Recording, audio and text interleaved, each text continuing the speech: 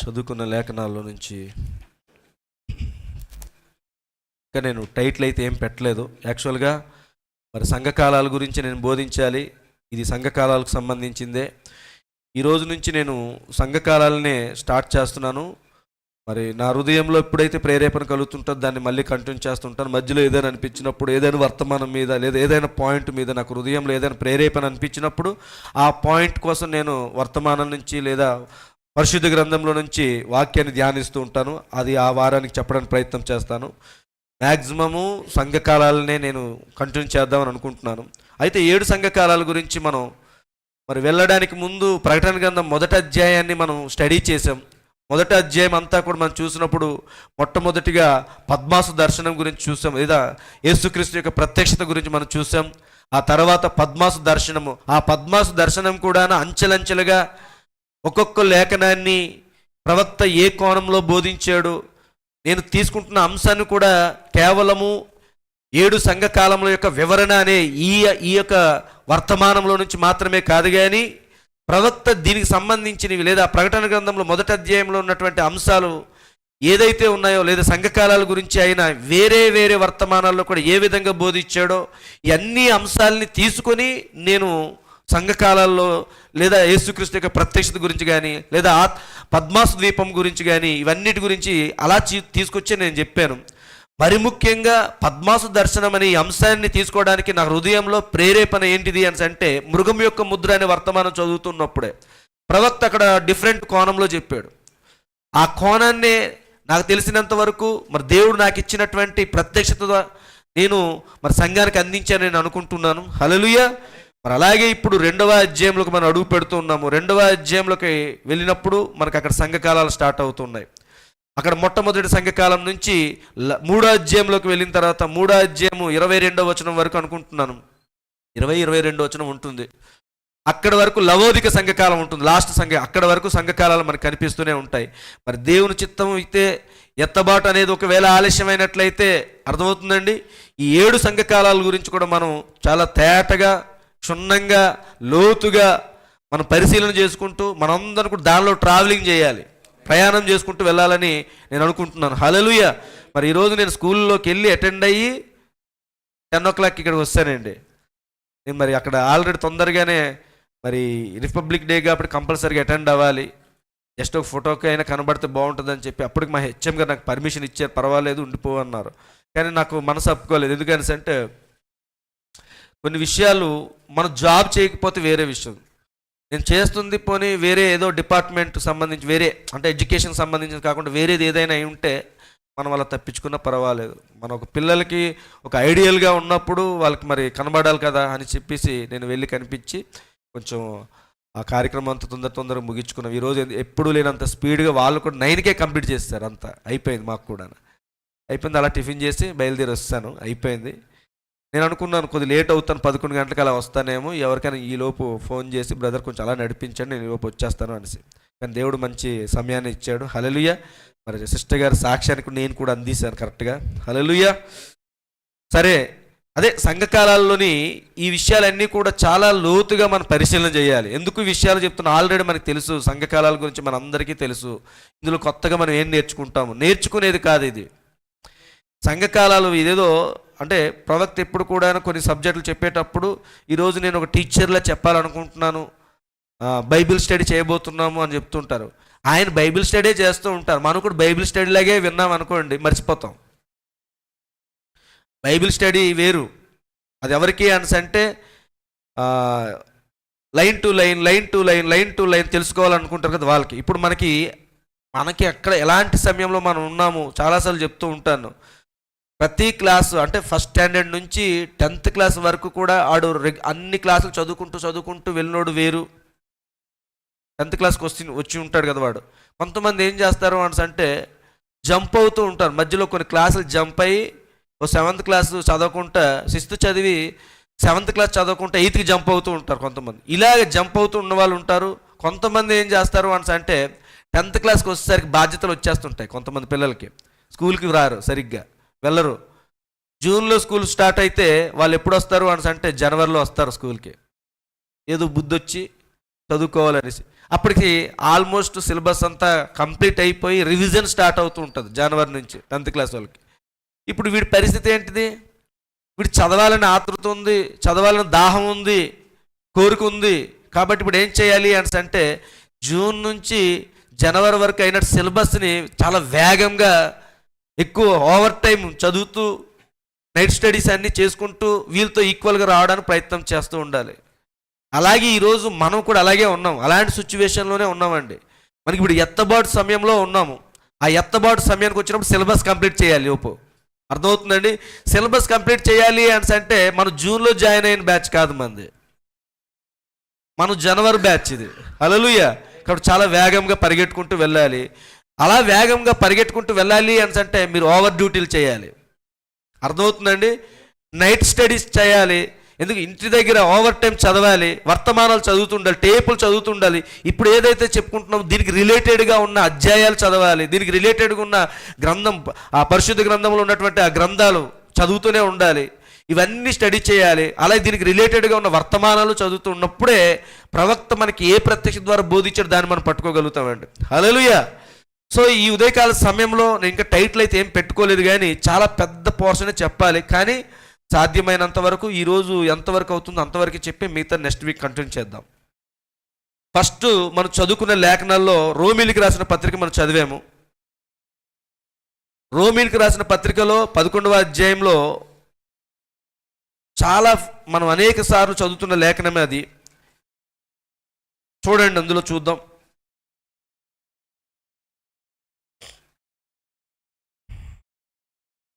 పదకొండవ అధ్యాయము 25వ వచనాన్ని మనం చదువుతున్నాం. అసలు యాక్చువల్గా 11వ అధ్యాయం అంతా మనం చదవాలి. అయితే కొన్ని పరిస్థితులను బట్టి ఈ 25వ వచనాన్ని మనం తీసుకుంటున్నాము. ఈ 11వ అధ్యాయం యొక్క కంప్లీట్ సారాంశమే 25వ వచనం అన్నమాట.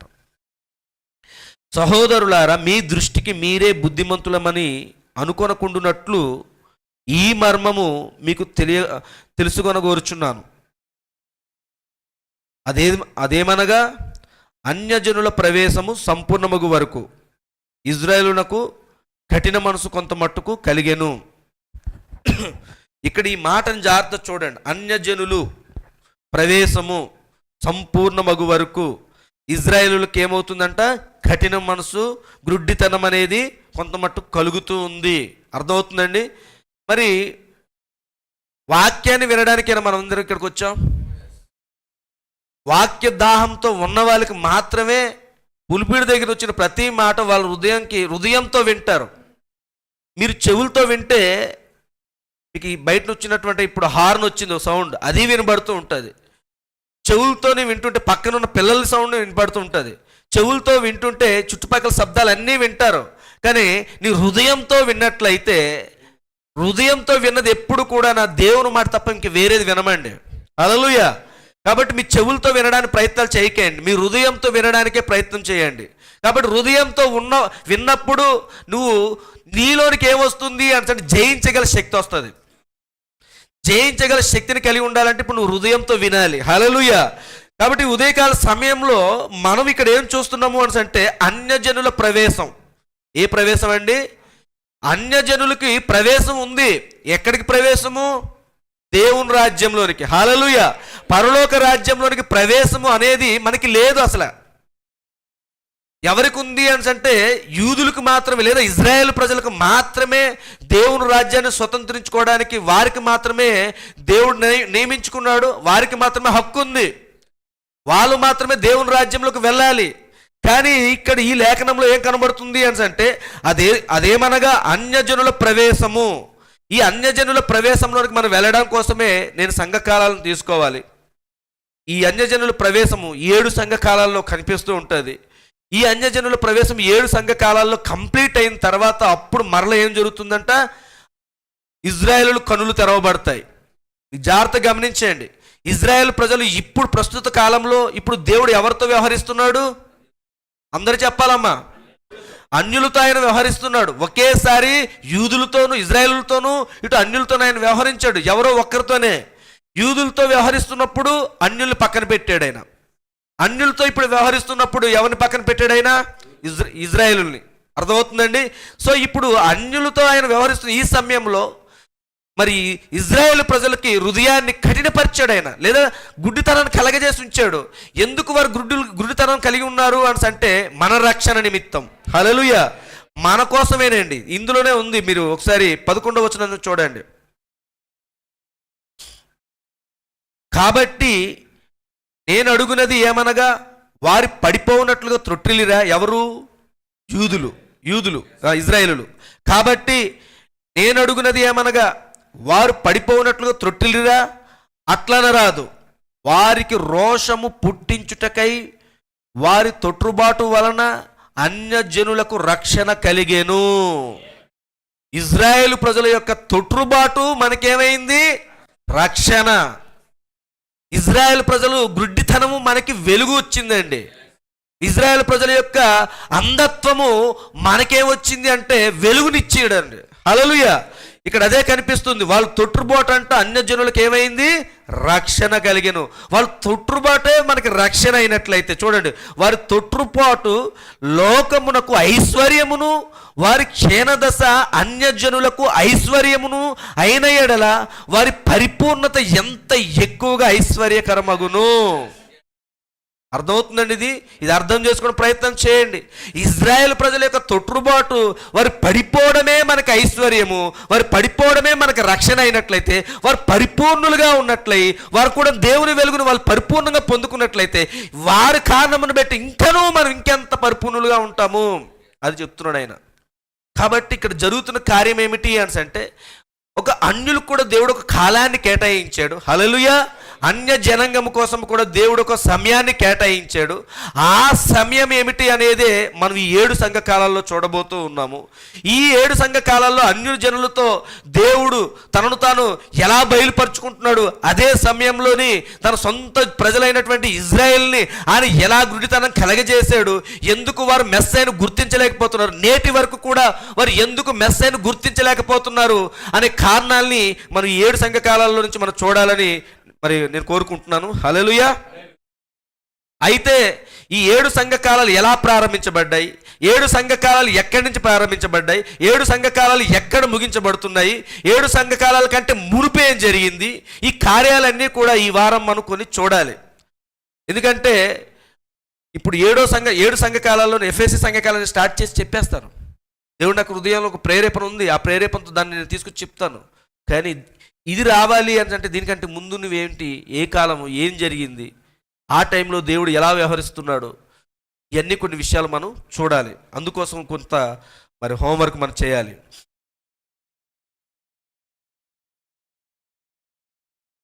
ఇప్పుడు మళ్ళా మనం దానియేలు గ్రంథంలోకి వెళ్దాం.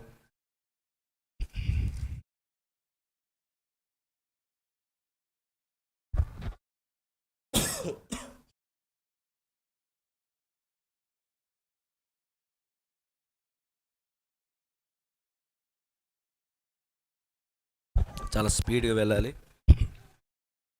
దానియేలు గ్రంథము 9వ అధ్యాయంలో ఉన్నాం మనం. ఇంటికి వెళ్ళిన తర్వాత 9వ అధ్యాయం మొత్తం కూడా మీరు చదవాలి. ఇవన్నీ కూడా మీకు ఎంతో ఉపయోగకరంగా ఉంటాయండి. నేను ఎందుకు అపోస్తుల కార్యాల గ్రంథం చదవమని చెప్పాను. అపోస్తుల కార్యాల గ్రంథం తర్వాత కొరింథీయులు చదవండి, అలాగే రోమా పత్రిక చదవండి, ఎఫెసీలు, ఇవన్నీ కూడా పౌలు రాసిన పత్రికలన్నీ కూడా మీరు చదువుకుంటే చాలా వరకు మనకి అవి హెల్ప్ చేస్తాయి మనకి. హల్లెలూయా! దానియేలు గ్రంథము 9వ అధ్యాయం మొత్తం అంతా కూడా మనం చదవాలి. కానీ ఈరోజు మనకి సమయం సరిపోదు కాబట్టి నేను కొన్ని జంప్ అవుతూ, మరి మీరింటి దగ్గర హోంవర్క్ మిగతాదంతా మీరు చేయండి. 9వ అధ్యాయం మొత్తం చదవాలి. కానీ మొట్టమొదటిగా 9వ అధ్యాయం మొదటి వచనంలో మనం చూసినట్లయితే, మాదీయుడగు అహేశ్వరోషు యొక్క కుమారుడైన దర్యావేసు కల్దీయులపైన రాజాయెను. అతని ఏలుబడిలో మొదటి సంవత్సరమందు దానియేలును నేను యెహోవా తన ప్రవక్తయగు ఇర్మియాకు సెలవిచ్చి తెలియజేసినట్టు యెరూషలేము పాడుగా ఉండవలసిన 70 సంవత్సరములు సంపూర్తి అగుచున్నవని గ్రంథముల వలన గ్రహించి తిని. ఈ మాటను మనం కొంచెం గ్రహించాలి. దీనికోసం కొంచెం నేను మరి బోర్డును ఉపయోగించుకుంటాను.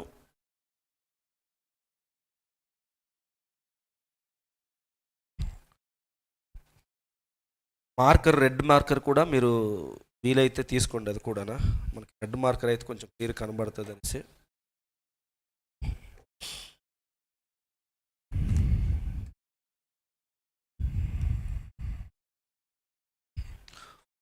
జాగ్రత్త చూద్దాం. మనందరికీ తెలుసు, కాలాన్ని, చరిత్రకారులు కాలాన్ని, ప్రస్తుతం మనం గణిస్తున్నటువంటి కాలాన్ని రెండు భాగాలుగా విభజించారు. ఇప్పుడు మరి క్రీస్తు శకము, క్రీస్తు పూర్వం అని ఎవరు వాడట్లేదు, ఇప్పుడు కొంచెం మార్చేసుకున్నారు. మనం దాన్ని కంటిన్యూ చేద్దాం. కాలాన్ని రెండు భాగాలుగా ఎలాగా, ఎక్కడి నుంచి తీసుకున్నారంటే, శకాన్ని ఎక్కడి నుంచి తీసుకున్నారు అంటే క్రీస్తు జననం నుంచి తీసుకున్నారు. హల్లెలూయా. క్రీస్తు యొక్క పుట్టుక నుంచే కాలాన్ని రెండు భాగాలుగా విభజించారు. ఈరోజు మరి ఇక్కడ చదువుకున్న వాళ్ళకైతే తొందరగా అర్థమవుతుంది. మరి కొంచెం ఎవరికైనా మరి చదువు అనేది లేదు కాబట్టి అనే ఆలోచనలతో మాకు ఏం అర్థం కాదు, మాకు సంబంధం లేదు అనే ఆలోచనలు పెట్టుకోకండి. ప్రతి ఒక్కరికి దేవుడు బయలుపటిస్తాడు. హల్లెలూయా. కాబట్టి కాలాన్ని చిన్న రఫ్గా చెప్తున్నాను. ఇప్పుడు మనం ఇక్కడ ఇది 2024 సంవత్సరం, 2025 సంవత్సరం. ఇక్కడి నుంచి మనం వెనక్కి వెళ్తున్న కొలది 24, 23 ఇలా వెనక్కి వెళ్తూ ఉంటాం. ఇప్పటికి అలా ఎక్కడ అక్కడ ఎక్కడో దగ్గర ఈ మొత్తం 1తో స్టార్ట్ అవుతుంది. ఇక్కడి నుంచి ఇలా వచ్చేసరికి 2025 సంవత్సరాలు స్టార్ట్ అయ్యాయి ఇప్పటికి. అంతేనండి. అంటే ఈ 1 అనేది ఏంటిది? ఈ 1 తర్వాత ఇక్కడ 0 ఉంటుంది. అంతేనండి. మరి యేసుప్రభు వారు ఇప్పుడు సరే 1 అంటే ఇక్కడ యేసుప్రభు వారు జన్మించింది. ఇక్కడి నుంచి ఇక్కడికి 2025 ఇయర్స్ అయ్యాయి, 2025 సంవత్సరాలు అయ్యాయి. మరి భూమి పుట్టి 2025 సంవత్సరాలే అయ్యిందా అని అనుకుంటే, ఇక్కడ తెలిసిన అంటే ఎడ్యుకేటెడ్గా ఉన్న వాళ్ళకి తొందరగా పట్టుకుంటారు. కొంచెం ఎవరికైనా ఆలోచనలోకి రావాలనే ఉద్దేశంతో నేను ప్రయత్నం చేస్తున్నాను అంతే. అయితే 2025 సంవత్సరాల వరకే భూమి అక్కడి నుంచే ప్రారంభమైందా, మనుషులు అక్కడి నుంచే ప్రారంభమయ్యారా అని అనుకుంటే కాదు. దానికంటే ముందు కాలంలో కూడా మనుషులు ఉన్నారు. వాళ్ళు ఎలా ఉన్నారు, ఆ కాలాన్ని ఎలా పిలుస్తారు, ఆ కాలాన్ని ఎలాగా మనం గణాంకాలుగా తీసుకోవాలి, క్యాలిక్యులేషన్ పార్ట్గా ఎలా తీసుకోవాలి, ఇవన్నీ కూడా మనం ఈరోజు కొన్ని చూడాలి. అయితే ఈ కాలం దగ్గరికి వచ్చినప్పుడు చిన్నపిల్లలకి మనకు మ్యాథ్స్ చెప్తున్నప్పుడు నెంబర్స్ రాస్తూ ఉంటాం. 0 నుంచి ఇటు సైడ్ వెళ్తుంటే అన్నీ కూడా పాజిటివ్ నెంబర్స్ ఉంటాయి, ఇలాగా ఇటు సైడ్ నెగిటివ్ నెంబర్స్ ఉంటాయి, ఇలాగా ఇలా కనిపిస్తూ ఉంటాయి. ఇలాగా చూడండి. ఈ 0 అనే ఈ కాన్సెప్ట్ మనం తీసుకున్నప్పుడు ఇటు సైడు నెంబర్స్ ఉన్నాయి, ఇటు సైడు నెంబర్స్ ఉన్నాయి. ఉన్నాయండి? ఉన్నాయి. అలాగే చరిత్రలో కూడా మనం ఇప్పుడు ఉపయోగించుకుంటుంది ఏదైతే ఉందో,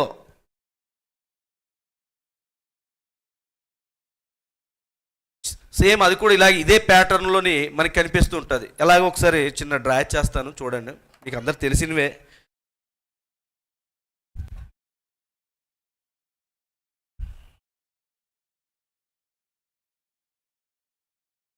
ఇక్కడ 0 ఇది. తర్వాత ఇటు సైడ్ కాలం తీసుకుందాం.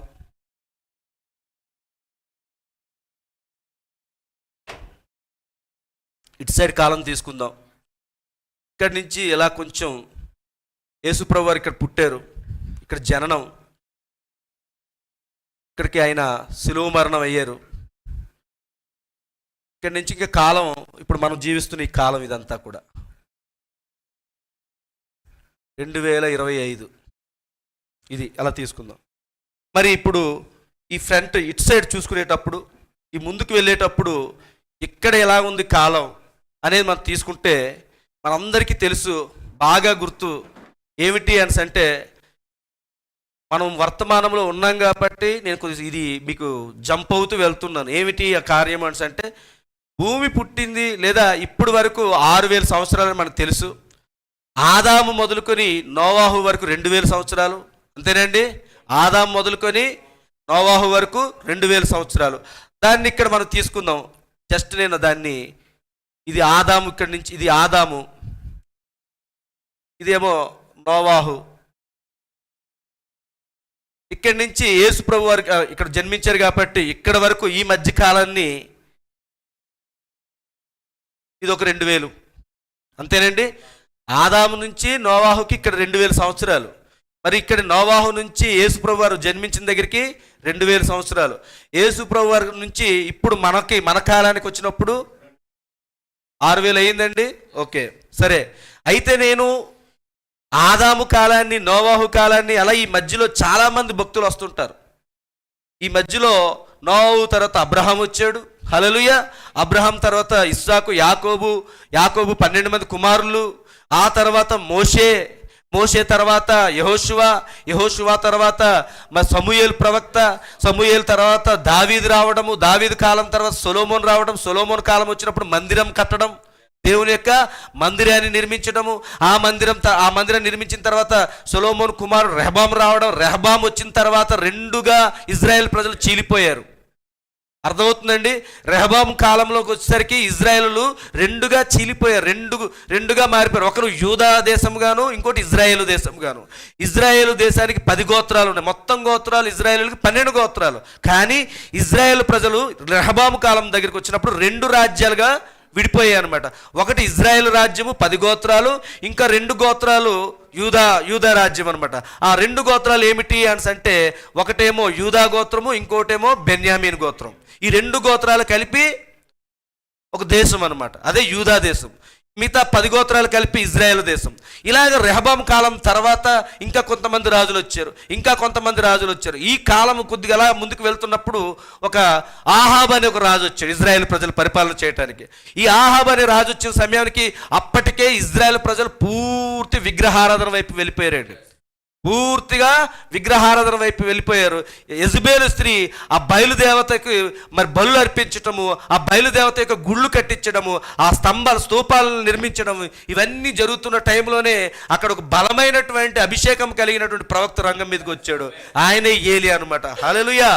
కాబట్టి ఇదంతా మనం చూస్తూ ఉన్నప్పుడు ఏలియా కాలం అయిపోయింది, ఆహాబు కాలం అయిపోయింది, ఆహాబు కుమారుడు కాలం వచ్చింది.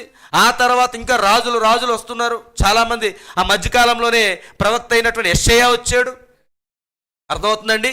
ఈ కాలాల అంతట్లో గురించి చూస్తూ ఉన్నప్పుడు ప్రవక్త అయిన యెషయా కాలం వచ్చేసరికి రాజైన ఉజ్జియా ఉన్నాడు. ఇవన్నీ మనం చూస్తూనే ఉన్నాం. ఈ కాలం గడిచిపోయిన తర్వాత ఏం జరిగింది? ప్రవక్త అయిన యెషయా కాలము ముగించబడి 60 సంవత్సరాలకి మరలా ఇంకో ప్రవక్త వచ్చాడండి. ఆయన ఇర్మియా. ఎవరండి? ఇర్మియా ప్రవక్త దగ్గరికి వచ్చేసరికి మొత్తం ఇజ్రాయెల్ ప్రజలందరూ కూడా మరీ ఘోరంగా ఉన్నారు. చాలా భయంకరమైన స్థితిలో దిగజారిపోయారండి. దేవుడు తన హృదయాన్ని నొచ్చుకుంటూ ఉన్నాడు. తన సొంత ప్రజలు ఐగుప్తు దేశంలో సుమారుగా 430 సంవత్సరాలు బానిసలుగా ఉన్నటువంటి ఆ ఇజ్రాయెల్ ప్రజల యొక్క మొరను విని దేవుడు ఏం చేశాడు? రంగం మీద దిగొచ్చి ఆయనే వారి మొరను స్వయంగా విని ఆయనే స్వయంగా రంగం మీద దిగొచ్చి ఒక ప్రవక్తను నియమించుకొని ఆ ప్రవక్త ద్వారా ఆ 400 మంది లేదా క్షమించండి ఆ 20 లక్షల మంది ప్రజల్ని ఐగుప్తు దేశంలో నుంచి పాలు తేనెలు ప్రవహించు దేశంలోనికి తీసుకొచ్చాడండి. ఇప్పుడు వీరందరూ కూడా యెహోషువ నాయకత్వంలో యోర్దాను నదిని దాటుకుని వచ్చి పాలు తేనెలు ప్రవహించు ఆ కనాను దేశంలోకి వచ్చిన తర్వాత స్థిర నివాసాలను ఏర్పాటు చేసుకున్నారు. అర్థమవుతుందండి? స్థిర నివాసాలు, స్టాండర్డ్గా ఉండే ఇల్లులు నిర్మించుకున్నారు. అప్పటి వరకు 40 సంవత్సరాల అరణ్యంలో మోషే యొక్క నాయకత్వంలో వాళ్ళు ఏం చేశారు? గుడారాలు నిర్మించుకున్నారు. గుడారాల్లో నివసించేవారు. ఒకరోజు ఇక్కడ ఒక వారం రోజులు ఒక టెంట్ వేసుకుని ఇక్కడ ఉండేవారు. ఆ వారం రోజుల తర్వాత ఇంకో దగ్గరికి వెళ్ళి అలాగా వాళ్ళు గుడారాలు మార్చుకుంటూ మందసాన్ని కూడా లేదా యొక్క నిబంధన మందసాన్ని కోసం కూడా ప్రత్యక్ష గుడారాన్ని కూడా నిర్మించారు. దాన్ని కూడా అలాగే మార్చుకుంటూ వచ్చారు. కానీ యెహోషువ నాయకత్వం దగ్గరికి వచ్చినప్పటికి వాగ్దాన దేశంలోకి అడుగు పెట్టారు. అప్పటికి కూడా ఇంకను వీరికి స్థిర నివాసాలు ఉన్నాయి, కానీ దేవుని మందసానికి మాత్రము ఇంకను అంటే గుడారం కట్టబడింది, ప్రత్యక్ష గుడారం నిర్మించబడ్డారు. అది స్టాండర్డ్గా అంటే ఒక రాళ్లతో నిర్మించబడినటువంటి ఆలయం కాదు, కానీ కేవలము జంతువుల యొక్క చర్మాలతో నిర్మించబడి ఉందన్నమాట. హల్లెలూయా. అయితే ఇప్పుడేం జరుగుతుంది? ఇజ్రాయెల్ ప్రజలు తన సొంత దేశానికి వచ్చారు. పాలు తేనెలు ప్రవహించే దేశంలోనే వాళ్ళు జీవిస్తూ ఉన్నారు. దేవుడు వాగ్దానం చేసినటువంటి వాగ్దానాలను పొందుకుంటూ ఉన్నారు. దేవుడే వారికి రాజుగాను ఉన్నాడు. అర్థమవుతుందండి? దేవుడే వారికి శాంతి సమాధానంగా ఉన్నాడు. ఆ కుటుంబాలు లేదా అక్కడ ఉన్నటువంటి రాజ్యంలో ఉన్నటువంటి ప్రజలు ఎవరికి ఏ లోటు లేకుండా అనుక్షణము వారి పక్షాన్ని నిలబడి ఆయన యుద్ధాలు చేస్తూ ఉన్నాడు. అయితే ఒకనొక సమయం వచ్చినప్పుడు పొరుగు దేశాలు చూస్తున్నాడు, పొరుగు రాజ్యాలను చూస్తున్నారు. మనం అంతే కదా, మనకి ఇప్పుడు అదే అలవాటు ఉంది మనుషులకి. అది సహజంగా వచ్చే నేచర్ అనమాట. అది గుణం, అది ఆ గుణం అలా ఉండిపోతుంది. ఇంటి దగ్గర మన ఇంటి దగ్గర వండుకునేవి ఎంతకీ మనకి రుచించదు. హోటల్ దగ్గర వారం రోజులు లేదా 15 రోజులు ఆ ఫ్రిడ్జ్ డీప్గా ఉండే డీప్ ఫ్రీజింగ్లో పెట్టేసినవి అవే తీసి వేడి చేసి మనం పెడితే అదే లొట్టలు వేసుకొని మరి తింటుంటాం. అదే అలాగే వీళ్ళకి కూడా దేవుడే సర్వశక్తి గల దేవుడిగా ఉండి, అర్థమవుతుందండి, దేవుడు వారిని పరిపాలిస్తూ ఉన్నాడు, దేవుడు వారికి తీర్పులు తీరుస్తూ ఉన్నాడు, వారికి సమాధానం దయచేస్తూ ఉన్నాడు. వారికి ఇరుకులు వచ్చినా, ఇబ్బందులు వచ్చినా, ఏది వచ్చినా కానీ ఒక అడ్డుకట్టగా నిలబడి శత్రు సైన్యములు అన్నిటి నుంచి ఆయన వాళ్ళకి ఎలా ఉన్నాడు అంటే ఒక కంచెలా ఉన్నాడు ఆయన. కానీ చుట్టుపక్కల ఉన్నటువంటి రాజ్యాలను చూసి ప్రజలు ఏం కోరుకున్నారంటే, మాకు కూడా ఒక రాజు కావాలి అని కోరుకున్నాడు. హల్లెలూయా. రాజు కావాలని కోరుకున్నప్పుడు దేవుడు హృదయం నొచ్చుకుంది. ఆ సమయంలో ఆ రాజు కావాలని కోరుకుంటున్న సమయంలో ప్రవక్త ఎవరంటే సమూయేలు అంటున్నాడు, ఒకసారి తీద్దాం అది. ఎందుకంటే నేను మరి ఈరోజు అనుకున్న పోర్షన్ నేను ఎలాగే చెప్పలేను కాబట్టి ఉన్నదైనా డీటెయిల్గా చెప్పుకుంటే మంచిది. మొదటి సమూయేలు గ్రంథము 8వ అధ్యాయము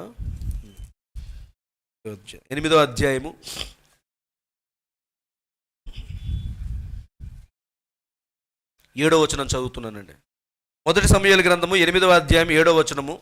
అందుకు యెహోవా సమూయేలునకు సెలవిచ్చినది ఏమనగా, జనులు నీతో చెప్పిన మాటలన్నిటి ప్రకారము జరిగింపుము, వారు నిన్ను విసర్జింపలేదు గాని.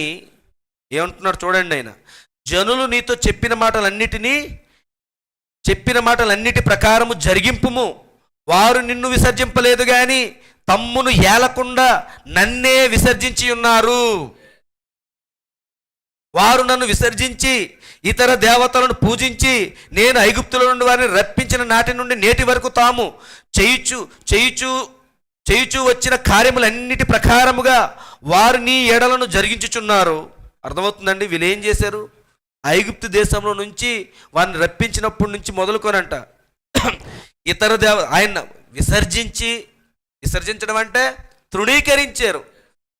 ఏ దేవుడైతే వారిని తీసుకొచ్చాడో, ఏ దేవుడైతే ఇక్కడికి నడిపించాడో, ఏ దేవుడైతే వారికి ఇన్ని గొప్ప గొప్ప కార్యాలు చేసి ఇన్ని సాక్ష్యాలుగా ఇన్ని సూచనలతోనూ ఎన్నో రుజువులతోనూ తను బయలుపరుచుకుంటుంటే, వీళ్ళు ఇప్పుడు ఏం చేశారంటే ఆ దేవుణ్ణి విసర్జించి, ఇప్పుడు ఏం కావాలంటే విసర్జించి, చూడండి అక్కడ,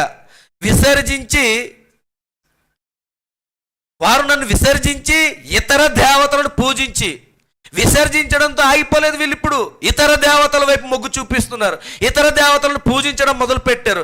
నేను ఐగుప్తులో నుండి వారిని రప్పించిన నాటి నుండి నేటి వరకు తాము చేయుచు వచ్చిన కార్యములన్నిటి ప్రకారముగా వారు నీ ఎడల జరిగించుచున్నారు. వారు చెప్పిన మాటలను అంగీకరించుము, అయితే వారిని ఏలబో రాజు ఎట్టివాడగునో నీవే సాక్షివై వారికి దృఢముగా తెలియచేయుము. ఆ రాబోతున్నటువంటి రాజు, మిమ్మల్ని ఏలబోతున్నటువంటి రాజు ఎలా ఉండబోతాడు, ఏం చేయబోతున్నాడో, ఆ రాజు ఎలా మీ మీద ఒక అధికారిగా ఉండి మిమ్మల్ని ఎలాగ బానిసత్వంలోని బానిసలుగా వాడుకుంటాడో, ఇవన్నీ కూడా జరగబోతున్నాయి. కిందనంతా మీరు ఇంటికి వెళ్ళిన తర్వాత చదవండి, కనబడుతుంటుంది. మీ ఆడపిల్లలు వాళ్ళ రథములు ముందు పరిగెడుతూ ఉంటారు. యవనస్తురాళ్ళు ఆ రాజుగారి రథాల ముందు పరిగెడుతూ ఉండాలి, వంట చేస్తూ. అదొక అంతవరకు అలాంటివి ఏమీ లేవు. వీళ్ళకి స్వేచ్ఛగా ఉండేవారు. దేవుణ్ణి ఆరాధించడం, చక్కగా మరి మంచి మంచి పంటలు పండించుకొని చక్కగా తింటూ దేవుడి సన్నిధిలో ఆనందంగా ఉంటూ, అర్థమవుతుందండి, బలులు అర్పిస్తూ ఆ 7 పండుగలు, యెహోవా యొక్క 7 పండుగలను చేసుకుంటూ చక్కగా ఆనందంతో ఉండేవారు. ఇప్పుడు వాళ్ళకి అవి రుచించట్లేదు. వారికి కావాల్సింది అన్య దేవతల వైపు ఉన్నటువంటి ఆ విగ్రహారాధన కావాలి. దానిలోంచి ఆ వాళ్ళకి బలులు అర్పించడము, వారితో స్నేహం చేయటము, ఇదే వారికి కావాలని కోరుకున్నారు. వారి కోరిక ప్రకారంగా వారికి దేవుడు చేయమని చెప్పాడు అనమాట. కాబట్టి ఏం జరిగింది? దేవుడు ఏదైతే మరి ప్రజలు కోరుకుంటున్నారో ఆ కోరికనే అనుమతించాడు. అర్థమవుతుందండి. ఆ కోరికనే ప్రజలు కోరుకుంటున్న ఆ కోరికను దేవుడు వద్దు అనలేదు, ఇంకా అనుమతించాడు. సమూయేలు వెళ్ళు అన్నాడు. అక్కడ కీషు కుమారుడు ఉంటాడు సౌలు, ఆయన మీద చేతుల నుంచి అభిషేకించు అన్నాడు, అంతే. ఇప్పుడు సౌలు రాజు వచ్చాడు, మొట్టమొదటి రాజు. అర్థమవుతుందండి. ఇజ్రాయెల్ ప్రజలకి మొట్టమొదటి రాజు ఎవరు? సౌలే. ఆ రాజు దగ్గర నుంచి మొదలుకొని చివరి రాజు, హల్లెలూయా, యోషియా కుమారుడైనటువంటి యెహోయాకీము. మనం 2వ దినవృత్తాంతాలు మరి లాస్ట్ అధ్యాయంలో కనబడుతూ ఉంటుంది. అక్కడ వరకు ఇజ్రాయెల్ ప్రజలు రాజులు తమ సొంత ప్రజల్ని సొంత అదే వంశంలో ఉంటారు. ఆ ఇజ్రాయెల్ యొక్క 12 గోత్రాల నుంచి వాళ్ళు పరిపాలన చేస్తూ వచ్చారండి. ఇదంతా జరుగుతూ ఉంది. మధ్యకాలంలో సొలొమోను కట్టించిన మందిరం వచ్చింది, చక్కగా ఉంది, రాజుల పరిపాలన జరుగుతూ ఉంది, అన్నీ కూడా ఒకదానికి ఒకటి అలా ముందుకు వెళ్తూ ఉంది. కానీ పరిస్థితులు రోజు రోజుకి దిగజారిపోతూ ఉన్నాయి. యెషయా ప్రవక్త వచ్చాడు, ఆయన ఎంతో బాధపడ్డాడు, పరిస్థితులు చూశాడు. ఆయన కూడా ఆ యెషయా గ్రంథం చదువుతూ ఉన్నప్పుడు అక్కడ ఉన్నటువంటి సీయోను కుమార్తెల గురించి మాట్లాడుతూ ఉన్నాడు. ఆయన వయ్యారాలు వలకబోస్తూ కాళ్ళకు గల్లు గల్లు గల్లు అని ఆ గజ్జల సౌండ్ చేసుకుంటూ అని ఆయన ఎంతో హృదయంలో బాధ కలుగుతూ ఉన్నాడు. ఆ బలిపీఠాలు ఎలా బలులు అర్పిస్తున్నా ఆ బలిపీఠాలు వాంతులతో నిండిపోయి ఉన్నాయని చెప్తూ ఉన్నాడు ఆయన. అర్థమవుతుందండి? అంత భయంకరంగా వీళ్ళు విగ్రహారాధనలోకి వెళ్ళిపోయారండి. దేవుడిని మర్చిపోయారు, దేవుడిచ్చిన విధులను మర్చిపోయారు, దేవుడిచ్చిన ధర్మశాస్త్రాన్ని మర్చిపోయారు. ఇవన్నీ తృణీకరించి అన్య దేవతల వైపు తిరిగి, తృణీకరించడమే కాదండి, అన్య దేవతల వైపు తిరుగుతూ ఉన్నారు. యెషయా ప్రవక్త కూడా అంతే బాధపడ్డాడు. సరే, ఆ కాలం అలా ముగించబడింది. అక్కడి నుంచి మధ్యలో ఒక 60 సంవత్సరాల వరకు పెద్ద ప్రవక్త ఎవరు కూడా వాళ్ళ మధ్యలోనికి రాలేదండి. కానీ 60 సంవత్సరాలు, ఇంచుమించుగా 60 సంవత్సరాల సమయానికి రంగం మీదకి ఎవరు వచ్చారంటే ఇర్మియా ప్రవక్త వచ్చాడు. హల్లెలూయా. ఇర్మియా ప్రవక్త కాలంలో ఇర్మియా కూడా ఇదే విషయాలన్నీ చూస్తూ ఉన్నప్పుడు ప్రజలు రోజు రోజుకి దిగజారిపోతూ ఉన్నారు. వారి పరిస్థితులు చూసినప్పుడు దేవుడు యెహోవా వాక్కు ఇర్మియాకు ప్రత్యక్షమైంది. అర్థమవుతుందండి? యెహోవా వాక్కు ఇర్మియాకు ప్రత్యక్షమైంది. అదే ఇర్మియా గ్రంథం తీయండి, దానికి తీసాం కదా 25వ అధ్యాయం.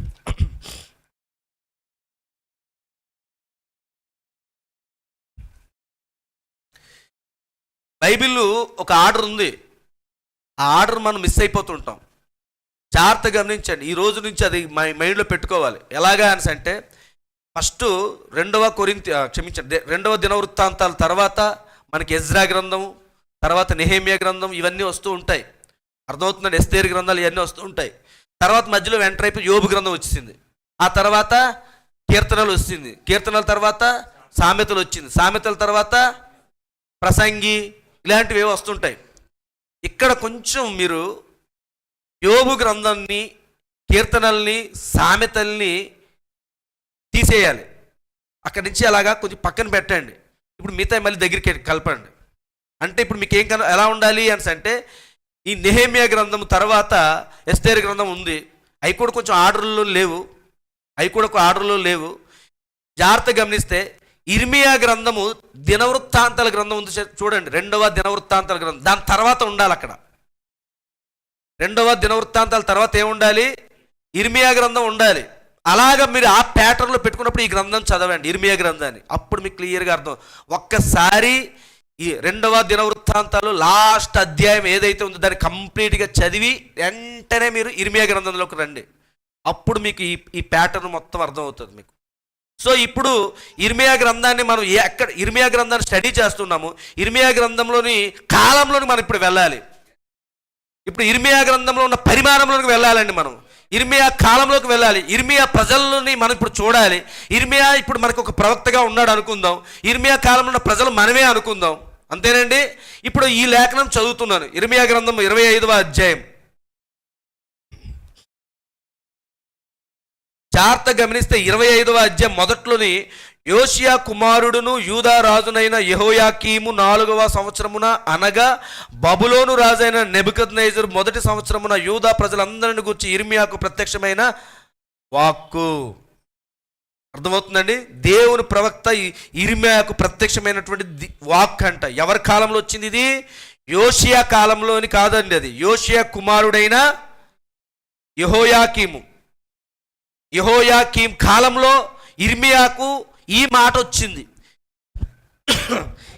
ఈ కాలం వచ్చినప్పుడు ఇర్మియాకు దేవుడు దర్శించి ఒక ప్రవచనాన్ని ఇచ్చాడు. అదే ఇందాక మనం చదువుకున్నాం. 8వ వచనం నుంచి మనం చదువుతున్నాం. ఇప్పుడు సైన్యములకు అధిపతికు యెహోవా ఈలాగు సెలవిచ్చుచున్నాడు, మీరు నా మాటలను ఆలకింపకపోతిరి గనుక, మీరు నా మాటలను ఏం జరుగుతుంది ఇక్కడ?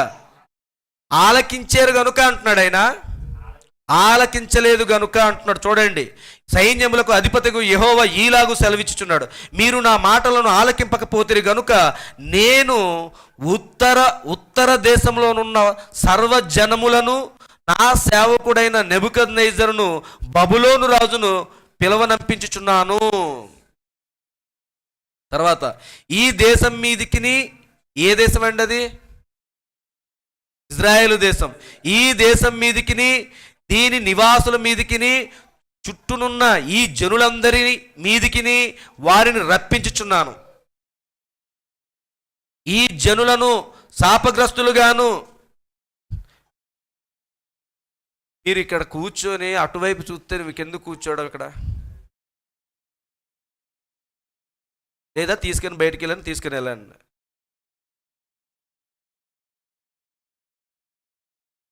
చూడండి, జాగ్రత్త వినండి.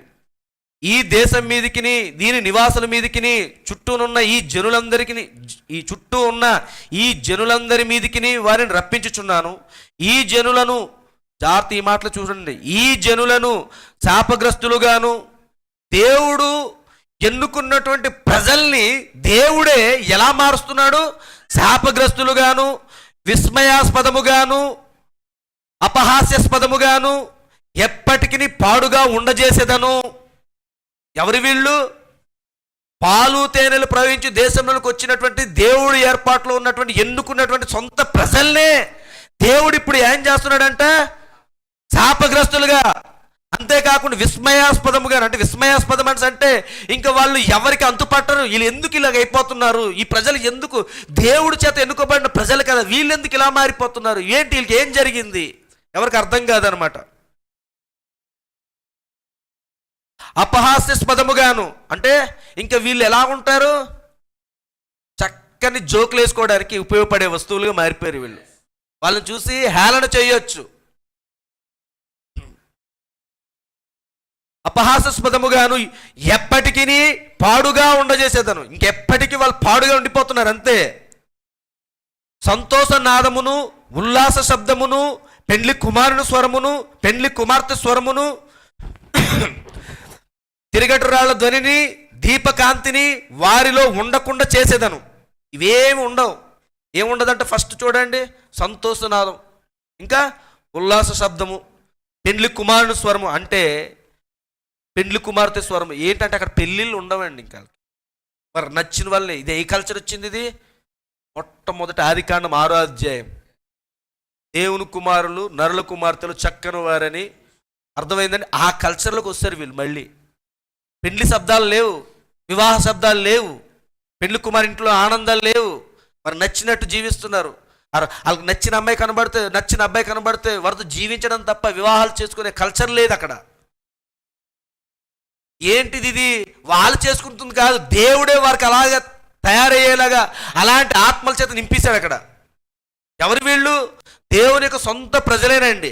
సొంత ప్రజలనే ఆయన అలాగ అప్పచెప్పేశాడు. జాగ్రత్త చూడండి, అక్కడ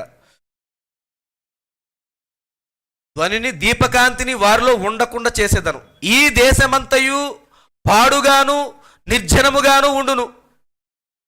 ఈ జనులు, ఇది ఇంపార్టెంట్, ఈ జనులు 70 సంవత్సరములు బబులోను రాజునకు దాసులుగా ఉందురు. ఎన్ని సంవత్సరాలండి? ఎవరు ప్రవచిస్తున్నారు ఈ ప్రవచనము? ఇర్మియా ప్రవక్త అండి.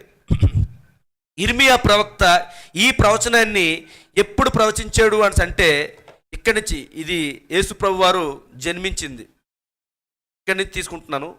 అంటే చాలా కాలం మధ్యలో చాలామంది వస్తారు, ఇవన్నీ కట్ చేసుకొని మనకు కొద్దిగా స్పేస్ కావాలి ఉద్దేశంతో నేను అది తీసుకున్నాను.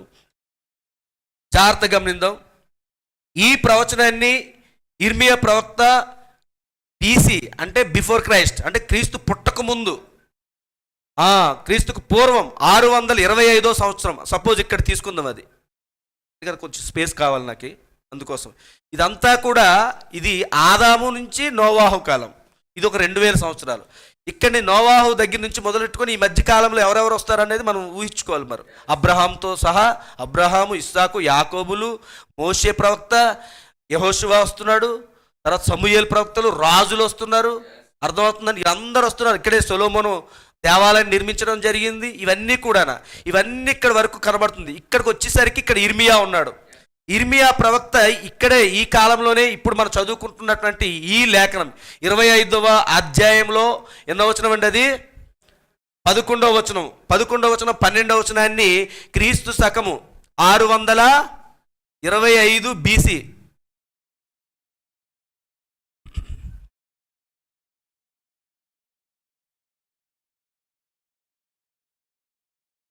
625 BC ఆ రోజున ఆ సంవత్సరంన ఆయన ప్రవచించాడు. అంటే ఈ సంవత్సరాలు లెక్కెట్టడం కూడా తెలుసుకోండి. కొంచెం చదువుకున్న వాళ్ళు కొద్దిగా క్యాచ్ చేస్తున్నారు.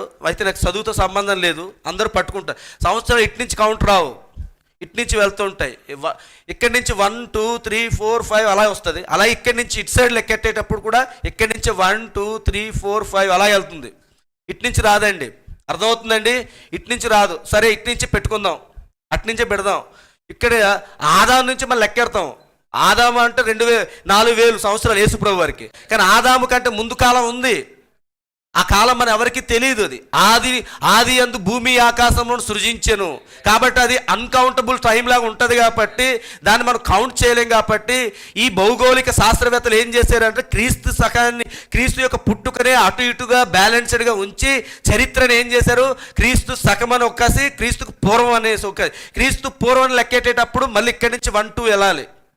సో ఇప్పుడు క్రీస్తుకు పూర్వము 620, అంటే ఈ మధ్యలో ఎన్ని సంవత్సరాలు అండి ఇవన్నీనా? అందరూ ఈ మధ్యలో ఉన్న ఈ సంవత్సరాలు ఎన్ని 625 సంవత్సరాలు. 625వ సంవత్సరంలో ఇర్మియా ప్రవక్త ఇజ్రాయెల్ ప్రజల గురించి ప్రవచనం ప్రవచిస్తున్నారు. అప్పటికి వాళ్ళందరూ ఎవరి నాయకత్వంలో ఉన్నారు? రాజు ఎవరు? యోషియా కుమారుడైనటువంటి యెహోయాకీము, యూదారాజు.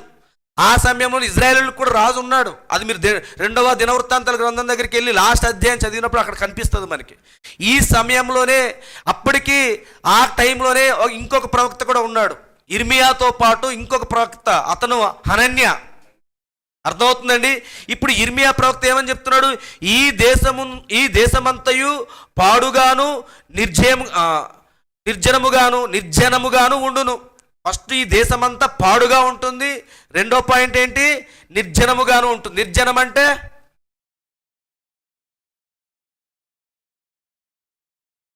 జనము అంటే ప్రజలు, నిర్జనము అంటే ప్రజలు లేని ప్రాంతము, ప్రజలు ఉండరు ఇంకా దేశము. అర్థమవుతుందండి? అది నిర్జనముగాను ఉండును. ఈ జనులకు అంటే ఏ జనులు? ఇజ్రాయెల్ ప్రజలకి 70 సంవత్సరములు బబులోను రాజునకు దాసులుగా ఉందురు. ఎన్ని సంవత్సరాలండి? 70 సంవత్సరాలు దాసులుగా ఉందురు. యెహోవా వాక్కు ఇదే. ఏమిటా వాక్కు? 70 సంవత్సరాలు గడిచిన తర్వాత వారి దోషములను బట్టి నేను బబులోను రాజును ఆ జనులను కల్దీయుల దేశమును శిక్షింతును.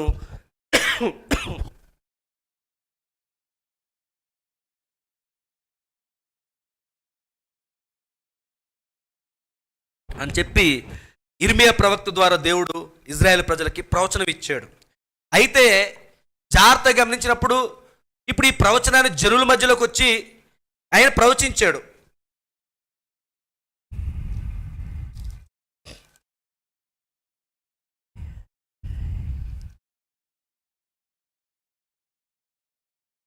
కానీ అక్కడ ఒక అబద్ధ ప్రవక్త కూడా ఉంటాడండి. ఆయన ఏం చేస్తాడు అంటే ఇజ్రాయెల్ ప్రజలు అబద్ధం చెప్తున్నాడు. ఎవరు? ఇర్మియా ప్రవక్త అబద్ధం చెప్తున్నాడు.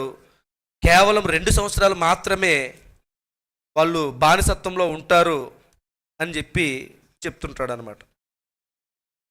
ఇర్మియా ప్రవక్త దేవుడు బయలుపరిచినటువంటి బయలుపాటుతో దేవుడు దర్శించి ప్రవక్తతో మాట్లాడుతున్నప్పుడు ఆ ప్రవచనము 70 సంవత్సరాలు మీరు బబులోను చెరలోకి వెళ్ళిపోతున్నారు, 70 సంవత్సరాలు దాటిన తర్వాత మరల ఇక్కడికి వస్తారు అని చెప్పి దేవుడు మాట్లాడుతుంటే అబద్ధ ప్రవక్త కూడా అక్కడ ఉన్నాడు. ఆ అబద్ధ ప్రవక్త ఏం చెప్తున్నాడంటే లేదు ఇర్మియా చెప్పిన దాంట్లో అదంతా అబద్ధము, ఇర్మియా అబద్ధ ప్రవక్త, నేనే నిజమైన ప్రవక్తని. ఇజ్రాయెల్ ప్రజలు 2 సంవత్సరాలు మాత్రమే, అర్థమవుతుందండి, ఉంటారు, చెరలో ఉంటారు. 2 సంవత్సరాలు గడిచిన తర్వాత మరలా స్వదేశానికి వచ్చేస్తారు అని చెప్పాడు అనమాట. ఏ ప్రవక్త అయితే 2 సంవత్సరాలు ఉంటాయని చెప్పి ప్రవచించాడో ఆ ప్రవక్త యొక్క గతి ఏమైందో ఒకసారి చూడండి. 28వ అధ్యాయం రండి.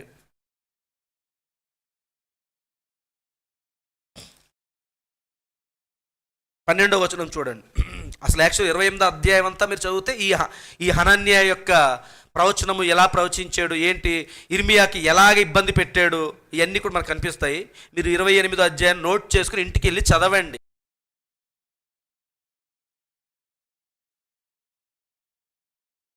వస్తే టీచర్ పనిష్మెంట్ ఇస్తారు.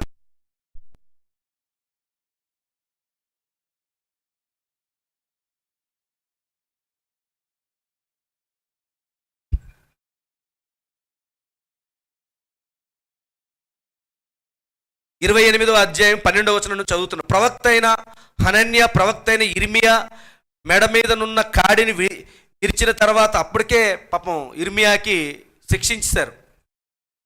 కాడిని విరిచిన తర్వాత యెహోవా వాక్కు ఇర్మియాకు ప్రత్యక్షమై ఈలాగు సెలవిచ్చాను, నీవు పోయి హనన్యాతో ఇట్లనుము, యెహోవా ఈలాగు సెలవిచ్చుచున్నాడు, నీవు కొయ్యకాడిని విరిచితివే, దానికి ప్రతిగా ఇనుపకాడిని చేయించవలెను. ఇజ్రాయేలు దేవుడును సైన్యములకు అధిపతియనగు యెహోవా ఈలాగు సెలవిచ్చుచున్నాడు, ఈ జనులందరూ బబులోను రాజైన నెబుకద్నెజరుకు దాసులు కావాలని వారి మెడ మీద ఇనపకాడి ఉంచితిరి గనుక వారు అతనికి దాసులగుదురు. భూజంతువులను కూడా నేను అతనికి అప్పగించి ఉన్నాను. అంతటా ప్రవక్త అయిన ఇర్మియా ప్రవక్త అయిన హనన్యాతో ఇట్లా నేను, హనన్యా వినుము, యెహోవా నిన్ను పంపలేదు, ఈ ప్రజలను అబద్ధమును ఆశ్రయింపజేయుచున్నావు. కాగా యెహోవా ఈ మాట సెలవిచ్చుచున్నాడు, భూమి మీద నుండి నేను నిన్ను కొట్టివేయుచున్నాను. యెహోవా మీద తిరుగుబాటు చేయుటకై నీవు జనులను ప్రేరేపించితివి గనుక ఈ సంవత్సరము నీవు మరణమవుదువు అని చెప్పెను.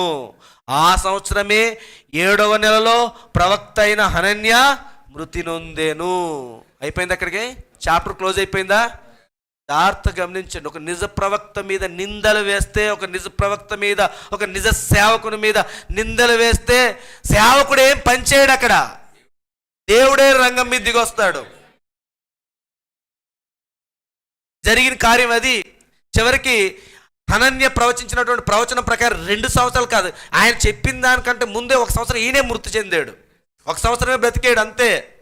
కానీ ఇజ్రాయెల్ ప్రజలు ఇర్మియా ప్రవక్త ద్వారా ప్రవచించిన ప్రవచనము నెరవేర్చబడడానికి ఎప్పుడు ఆయన ప్రవచించాడు? 625వ సంవత్సరంలో. 625వ సంవత్సరంలో ప్రవచించాడు, నెరవేర్పు ఇంకా జరగలేదు. 625వ సంవత్సరంలో ప్రవచించినటువంటి ఆ ప్రవచనము మరలా ఎప్పుడు నెరవేర్చబడింది అని అంటే 606 అంటే జస్ట్ ఇక్కడికి వచ్చేసరికి, ఇక్కడికి 606 BC. ఎన్ని సంవత్సరాలండి ఇక్కడ? 19 సంవత్సరాలు. అంటే ఆ ప్రవచనం నెరవేర్చబడడానికి 19 సంవత్సరాలు పట్టింది. ఈ ప్రవచనం నెరవేర్చబడడానికి 19 సంవత్సరాలు కూడా ఎన్నో అవమానాలు. ఎవరికి? ఇర్మియాకి. ఎన్నో నిందలు భరించాడు. పుట్టిదే అబద్ధ ప్రవక్త అని ఒక స్టాంప్ వేసి వెళ్ళిపోయాడు ఆయన. చనిపోయినప్పుడు కొంతమంది చనిపోయినప్పుడు వారి మీద సానుభూతి పెరిగిపోతుంటుంది కొంతమందికి. జాగ్రత్త చూడండి, ఎంత ఘోరాతి ఘోరమైనటువంటి మర్డర్లు చేసి, మరి రాజకీయ నాయక కొడుకులు ఇలాంటి వాళ్ళు ఉంటారు, ఎమ్మెల్యేలు ఎంపీలు కొడుకులు, వీళ్ళు విచ్చలవిడిగా జీవించి రోడ్డు మీద ర్యాష్ డ్రైవింగ్లు చేసుకుని ఎవరికి సామాన్యులు చంపేయడాలు ఇలాంటివన్నీ జరుగుతూ ఉంటే మరి ఉన్నటువంటి చట్టాల ప్రకారంగా ఈ సీసీ కెమెరాలు వీటిని పెట్టి ఏం చేస్తారు? దొరుకుతారు. ఎవిడెన్స్లు ఉన్నాయి, అన్నీ ఉన్నాయి కాబట్టి, సాక్ష్యాధారాలు ఉన్నాయి కాబట్టి ఏం చేస్తారు? దొరుకుతారు. మరి కోర్టు కూడా శిక్షిస్తుంది. ఆ శిక్షతో వాళ్ళు జైల్లోకి వెళ్తారు. ఆ సెంట్రల్ జైల్లో ఎక్కడో ఉంటారు. ఒక 1 నెల రోజులో, ఒక 20 రోజులో, 30 రోజులో ఉండి బెయిల్ మీద బయటకు వచ్చేటప్పుడు ఇలా బయటికి ఇలా వచ్చి రాగానే జైలు డోర్లో తీసిన వెంటనే మెడ మీద ఆడు మోయలేనన్ని దండలేసేస్తారు. దండలేసేసి ఊరేగింపుగా తీసుకొచ్చి బాంబులు టపాసులు ఇవి అవి పేల్చుకుంటూ ఊరేగింపు తీసుకొని పెద్ద అంటే స్వాతంత్ర సమరయోధుడు, ఎంతోమంది ప్రజలకి లేదా సమాజానికి ఎంతో ఉద్ధరించున్నాడు, ఎన్నో గొప్ప గొప్ప కార్యాలు చేసాడు అని చెప్పేసి వాళ్ళని ఏం చేస్తారు? చక్కగా గౌరవంతో చక్కగా మంచి వెహికల్స్ బుక్ చేసుకోవడమో లేదా కొనిస్తూ ఏదో చేసుకుని మొత్తం చక్కగా ఊరేగింపుగా తీసుకొస్తూ ఉంటారు. ఎవరితను అంటే రేపిస్ట్, మర్డర్ చేసినవాడు, హంతకుడు. ఇలాంటి వాళ్ళకి సమాజం ఏమో ఇప్పుడు దండలు పెట్టి ఓ ఓ ఓ అనేసి ఊరేగింపులు తీసుకుని వస్తుంటారు. ఆ మధ్యకాలంలోనే ఇప్పుడు మన వేపకొండ జంక్షన్లో ఉన్నప్పుడు ఒక అబ్బాయి లవ్ ఫెయిల్యూర్ అయిపోయి చనిపోయాడు. ఆడు ఫోటోని చూశాను, ఆడు జుట్టు వాడు వాలకం ఇవన్నీ కూడా. ఆడు చనిపోయినప్పుడు కేజీహెచ్ దగ్గరికి వెళ్ళి పోస్ట్ మార్టం చేసిన తర్వాత తీసుకొస్తారు కదా ఆ బాడీని. ఎలా తీసుకొస్తున్నారో తెలుసండి, వాళ్ళ ఫ్రెండ్స్ వాళ్ళందరూ కూడా ఆ వ్యాన్ అంతా పూలతో నింపేసి ఆ బైకులతో ముందు ర్యాలీ టపాసులు పేలిస్తూ ఉన్నారు, తారాజువలు వెలిగిస్తూ ఉన్నారు, పెద్ద పెద్ద బ్యానర్లు కట్టేసి తాగేసి తందనాలు చేసుకుంటూ డ్యాన్సులు చేసుకుంటూ వస్తూ హడావుడి చేస్తూ ఉన్నారు. ఏంటంటే వాడేదో పోనీ ఏదైనా 10 మందికి ఉపయోగపడ్డా అంటే కాదు. ఆ లవ్ ఫెయిల్యూర్ అయిపోయో లేకపోతే ఏదో అమ్మాయి ఆడినేదో అన్నదనో మొత్తం సూసైడ్ చేసుకున్నాడు, చనిపోయాడు. ఆడు చనిపోయింది ఒక వారం రోజులకి ఈ అమ్మాయి చనిపోయింది. నీ కారణంగా చనిపోయాడు, నీ కారణంగా చనిపోయాడు, నీ కారణంగా చనిపోయాడు అంతా ఈ అమ్మాయి కూడా ఏం చేసింది, నా కారణంగా చనిపోయాడు అని చెప్పి అందరూ అంటున్నారని చెప్పి ఈ అమ్మాయి కూడా సూసైడ్ చేసుకుని చనిపోయింది. కానీ విషయం చెప్తున్నాను అంటే ఇలాంటి పనులు చేసి వస్తున్న వాళ్ళకి ఎంత గౌరవంగా ఆహ్వానిస్తారు. ఇప్పుడు ఎందుకు ఇప్పుడు భారతదేశం నుంచి కింగ్ ఫిషర్ ఆయన పేరేం పేరండి, విజయ్ మాల్యా ఎక్కడో ఉన్నాడు, విదేశాల్లో ఎక్కడో దాక్కొని ఉన్నాడు. ఆడు ఎప్పుడైనా ఇండియాకి వచ్చినప్పుడు ఎంత గౌరవంగా తీసుకొస్తారు అతన్ని. ఇదంతా ఎన్నో కోట్లు తినేసిన వాళ్ళు, అర్థమవుతుందండి. అలాగే ఈ హనన్య కూడా అబద్ధ ప్రవక్త. ఆయన తెలిసిపోయింది ఈయన ప్రవచించిన ప్రవచనం ఇంకా 2 సంవత్సరాలు అన్నాడు, మేము ఇంకా 19 సంవత్సరాలు అవుతుంది, 2 సంవత్సరాలు అక్కడ చెరలో ఉంటారన్నాడు. మేము ఇంకా 19 సంవత్సరాల నుంచి వెయిట్ చేస్తున్నామా, సూచనలు ఏమి కనబడట్లేదు ప్రజలకి. ఇటు ఇర్మియా ప్రవక్త ప్రవచించాడు 70 సంవత్సరాలని, సూచనలు ఏమి కనబడట్లేదు. కానీ ఇర్మియా ప్రవక్త కంటే ఎక్కువ అభిమానం ఎవరి మీద ఉంది, అనన్య. ఎందుకు చనిపోయాడు కదా, అటు దుర్మార్గుడై కూడా చనిపోతే మాత్రం సానుభూతి చూపిస్తారు ప్రజలు.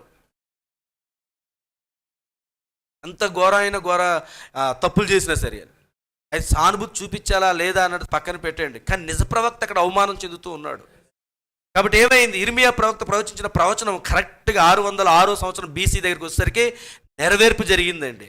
606 సంవత్సరంలోనే నెబుకద్నెజర్ రాజు, బబులోను రాజు ఇజ్రాయేలు రాజ్యం మీదకి వచ్చాడండి, దాడి చేసుకుంటూ వచ్చాడు. హల్లెలూయా. దాడి చేసి ఇజ్రాయేలు దేశం మీదకి, యూదా దేశం మీదకి దాడి చేసుకొని ఇజ్రాయేల్ రాజుల చెరను అక్కడ ఒకసారి తీద్దాం. అది కూడా దినవృత్తాంతాలు, 2వ దినవృత్తాంతాలు. ముందు ఇవన్నీ నేను చెప్పాను, నాకు గుర్తుంది, అయినప్పటికీ మరొకసారి రీకాల్ చేస్తున్నాను ఇవన్నీ. కల్దీలు రాజన్న బబులోను రాజన్న ఒకటే, గుర్తెట్టుకోండి. మళ్ళీ కల్దీలు అంటే వీళ్ళెవరో అనుకోకండి, 2 కూడా ఒకటే. 36వ అధ్యాయము చూడండి, ప్రజలు కూడా ఎలా ఉన్నారో. 11వ వచనం నుంచి చదువుదాం. ఎవరైనా చదువుతారా?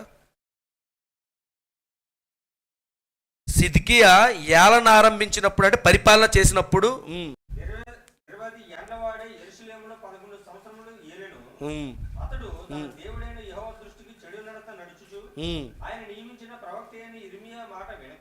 ఎవరి మాట అండి, ఇర్మియా కాలంలో ఎవరున్నారు, సిద్కియా ఉన్నాడు. ఈయన ఇప్పుడు ఎవరి మాట వినట్లేదంట, సిద్కియా దేవుడు నియమించిన ప్రవక్త మాటను వినకయు తన్ను తాను తగ్గించుకొనకయు ఉండెను.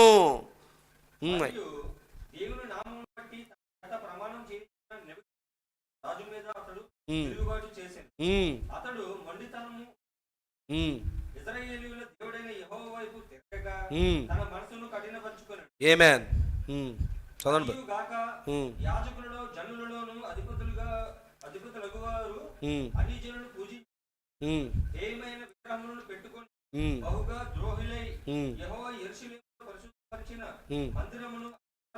ఇది మెయిన్ విషయం చూడండి. అదియుగాక 14, అదియుగాక ఎవరండి ఇల్లు, సామాన్యమైన ప్రజలు కాదండి. అదియుగాక యాజకులలోను జనులలోను అధిపతులు గలవారు అన్యజనులు పూజించు హేయమైన విగ్రహములను పెట్టుకొని బహుగా ద్రోహులై యెహోవా యెరూషలేములో పరిశుద్ధపరిచిన మందిరమును అపవిత్రపరిచిరి.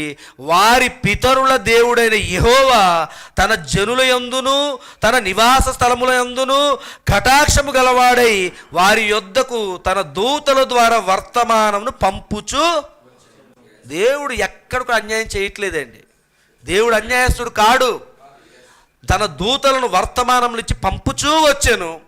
ఆయన పెందలకాడే లేచి పంపుచూ వచ్చినను వారు దేవుని దూతలను గౌరవం చేస్తూ గౌరవిస్తూ కనబడుతుంది అక్కడ కదండి. వారి దేవుని దూతలను ఎగతాళి చేయుచు ఆయన వాక్యములను తృణీకరించుచు ఆయన ప్రవక్తలను హింసించుచు రాగా నివారింప సఖ్యము కాకుండా యెహోవా కోపము ఆయన జనుల మీదికి వచ్చెను. ఇంక నివారింపడానికి వీల్లేదు. ఒకప్పుడు దేవుని కోపము ఇజ్రాయెల్ ప్రజల మీదకి వచ్చింది. మోషే పర్వతం మీద దగ్గరికి వెళ్ళి వచ్చేసరికల్లా ఇజ్రాయెల్ ప్రజలందరూ కూడా ఎలా ఉన్నారు అంటే పూర్తిగా ఆ బంగారు దూడను తయారు చేసి అదే మా దేవుడు అని చెప్పి దాన్ని ఊరేగింపుగా తీసుకుని వెళ్ళి నృత్యాలు చేస్తూ దిగంబరులుగా, బైబిల్ గ్రంథం సెలవిస్తుంది, వాళ్ళు దిగంబరులుగా విచ్చలవిడితనంతో ఉన్నారంట. స్త్రీ పురుషులు కలిసిపోయి డ్యాన్సులు చేస్తూ భయంకరమైన శబ్దాలు చేసుకుంటూ భయంకరమైనట్లు అశ్లీల రకమైనటువంటి నృత్యాలతో అక్కడ ఉంటుంటే మోషే హృదయము చెరిగిపోయింది. వెంటనే బాధతో ఉన్నాడు. కానీ దేవుడు మోషే ఇలాంటి ప్రజల కోసమా నేను ఇంతకాలం వెయిట్ చేశానని చెప్పి నువ్వు ఒకసారి ఇక్కడ తప్పుకో, వాళ్ళందరినీ కూడా నాశనం చేసి మరలా ఒక కొత్త జనరేషన్ని కొత్త తరముని ఇక్కడ లేపుదునా అన్నాడు ఆయన. అప్పుడు మోషే అడ్డుపడ్డాడు అక్కడ అలా. కానీ ఇక్కడ దేవుడు అలాగ అసలు నివారించలేకపోతున్నారు ఎవరు కూడా దేవుణ్ణి. అక్కడ దేవుణ్ణి నివారించగలిగాడు మోషే. అర్థమవుతుందండి? ప్రభువా, ఈ నీ ప్రజల్ని ఐగుప్తు దేశంలోంచి నువ్వు తీసుకొచ్చి ఈ అరణ్యంలో ఒకవేళ చంపివేసినట్లయితే అది నీ నామానికి ఎంతో అవమానము కదా. ఇక్కడికి వచ్చిన తర్వాత ఈ అరణ్యంలోకి వచ్చిన తర్వాత ఇదిగో వీళ్ళు దేవుడు వీళ్ళు చంపడానికి తీసుకొచ్చాడా అనేసి నీ నామానికి అవమానం కదా ప్రభువా అని చెప్పాడు మోషే. కానీ ఇక్కడ చెప్పడానికి కారణాలు లేవు. అందుకే ఇర్మియా ప్రవక్త కూడా అక్కడ నివారించడం ప్రయత్నం చేసి ఉండొచ్చు. కానీ జరుగుతున్న కార్యం ఏంటంట, నివారింప సఖ్యము కాకుండా యెహోవా కోపము ఆయన జనుల మీదకి వచ్చెను. ఆయన వారి మీదికి కల్దీయుల రాజును రప్పింపగా అతడు వారికి పరిశుద్ధ స్థలముగానున్న మందిరములోనే వారి యవనులను ఖడ్గము చేత సంహరించెను. యవనస్తులను. తర్వాత అతడు యవనుల యందైనను యువతుల యందైనను ముసలివారందైనను నెరిసిన వెంట్రుకలు గల వారి అందైనను కరికరింపలేదు. ముసలోడు కదా అని వదిలేయలేదు. దేవుడు నిర్ణయించుకున్నాడు అంతే. అమ్మో పసిపిల్ల కదా అని వదిలేయలేదు. పాలు తాగుతున్న పసిపిల్ల, ఈమెకేం తెలుసు, మంచి చెడు ఏమిటి తెలుసు, విగ్రహాల గురించి ఆరాధన ఈమెకేమి తెలుసు అని వదిలేయలేదు. వృద్ధుడు, సరిగ్గా కళ్ళు కూడా కనిపించని వృద్ధుడు, కూర్చున్న స్థలం నుంచి అటు ఇటు కదలలేని వృద్ధురాలు, ఇలాంటి వాళ్ళని కనికరించి వదిలేస్తాను, యవనస్తుల్ని యవనురాండ్రుల్ని నేను హింసిస్తాను, చంపేస్తాను అనలేదు ఆయన. ఒక్కరిని కూడా శేషం లేకుండా బబులోను రాజుకు అప్పచెప్తూనే ఉన్నాడండి అక్కడ. నెరిసిన వెంట్రుకలు గలవారు వారి అందైనను కనికరింపలేదు. దేవుడు వారందరినీ అతని చేతికి అప్పగించెను. మరియు బబులోను రాజు పెద్దవేమి చిన్నవేమి దేవుని మందిరపు ఉపకరణములన్నిటినీ యెహోవా మందిరపు నిధులలోనిదేమి, రాజుల నిధులలోనిదేమి, అధిపతుల నిధులలోనిదేమి దొరికిన ద్రవ్యమంతయు బబులోనునకు తీసుకొని పోయేను. జరిగింది. ఎవరిది ఆలయం ఇది? ఎవరు కట్టించింది ఇది? సొలొమోను కట్టించినటువంటి ఆలయం ఇది. దేవుడు నియమించిన ఆ యొక్క క్రమాల చొప్పున నిర్మించబడినటువంటి ఆ ఆలయంలో ఉన్నటువంటి ఉపకరణములు, బంగారము కానీ మొత్తం అన్నీ కూడా ఎవరు తీసుకెళ్ళిపోతున్నారు? బబులోనునకు. ఇంకా 19, అదియుగాక కల్దీయులు దేవుని మందిరమును తగలబెట్టి, కల్దీయులంట దేవుని మందిరాన్ని ఏం చేశారండి? తగులబెట్టి యెరూషలేము ప్రాకారమును పడగొట్టి దాని యొక్క నగరులన్నిటినీ కాల్చివేసిరి. ఇప్పుడు దేవాలయం మొత్తం కూడా ఏమైపోయింది? కాల్చబడింది, పడగొట్టబడింది, ప్రాకారాలన్నీ మొత్తం కూడా అయిపోయాయండి. తర్వాత చూడండి, దానిలోని ప్రశస్తమైన వస్తువులన్నిటినీ బొత్తిగా పాడు చేసిరి. ఖడ్గము చేత హతులు కాకుండా తప్పించుకొనిన వారిని అతడు బబులోనునకు తీసుకొని పోయెను. ఖడ్గము చేత తప్పించుకున్న వారిని బబులోను రాజు నెబుకద్నెజరు ఎక్కడ తీసుకెళ్ళిపోతున్నాడు? ఇప్పుడు బబులోనికి తీసుకుని వెళ్తున్నాడు. ఖడ్గము చేత తప్పించుకున్న వారి గుంపులోనే దానియేలు ఉన్నాడు. అప్పటికి ఇంచుమించు 12 సంవత్సరాల వయసు ఉంటుంది. ఖడ్గము చేత తప్పించుకున్న గుంపులు ఎవరున్నారు? దానియేలు. 12 సంవత్సరాల వయసు కలిగినటువంటి ఆ దానియేలు కూడా చెరగా ఎక్కడికి వెళ్ళిపోతున్నాడు? బబులోను రాజ్యంలోకి వెళ్ళిపోతున్నాడండి. అదే ఇక్కడ కనబడుతుంది. ఖడ్గము చేత హతులు కాకుండా తప్పించుకొనిన వారిని అతడు బబులోనునకు తీసుకొని పోయెను. రాజ్యము పారసికుల దగు వరకు వారు అక్కడనే ఉండి అతనికిని అతని కుమారులకును దాసులైరి. ఇంకా ఇక్కడ తర్వాత చూడండి. ఇర్మియా ద్వారా పలకబడిన యెహోవా మాట నెరవేరుటకై విశ్రాంతి దినములను దేశము అనుభవించు వరకు ఇది సంభవించెను. దేశము పాడుగానున్న 70 సంవత్సరాల కాలము అది విశ్రాంతి దినములు సంభవించెను. ఇక్కడ కూడా జాగ్రత్తగా గమనించండి. ఇప్పుడు ఇర్మియా ద్వారా పలకబడిన మాట అన్నారు. ఇక్కడ ఉంది కదా, అంటే ఇర్మియా ఇక్కడ పలకట్లేదు. దీనికంటే ముందు వచనాల్లో ఎక్కడో, ముందు అధ్యాయంలో ఎక్కడో ఇర్మియా పలికాడు. అంటే ఇర్మియా గ్రంథం ఏదో చదివాను చూసారా, అది ఈ 2వ దినవృత్తాంతాల్లో మధ్యలో ఎక్కడో వచ్చింది. ఇప్పుడు ఈ కాలం ఏంటిది?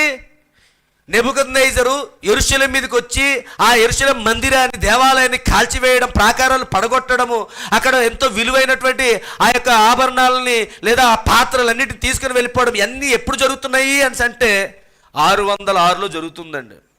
606లో ప్రవక్త ఇర్మియా 625లో ప్రవచించాడు. 70 సంవత్సరాలు ప్రజలందరూ కూడా బబులోను రాజ్యంలోనికి వెళ్ళిపోబోతున్నారు, చెరలోనికి. కానీ ఆ ప్రవచనం ఎప్పుడు నెరవేర్చబడింది? 606 అండి. అసలు ఇజ్రాయెల్ ప్రజలు దేవుడు ఎందుకు వారికి చెరకప్పచెప్పేశాడు? ఇజ్రాయెల్ ప్రజలు ఏం చేస్తున్నారు? ఆల్రెడీ కొంతవరకే మనకు తెలుసు.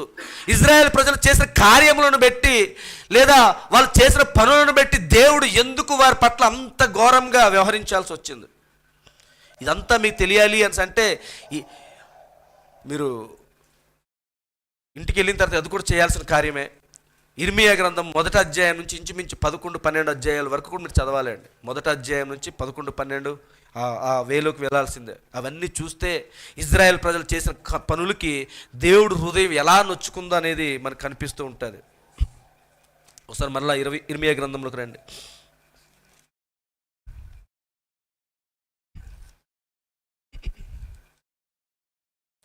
ఇర్మియా గ్రంథం 7వ అధ్యాయం.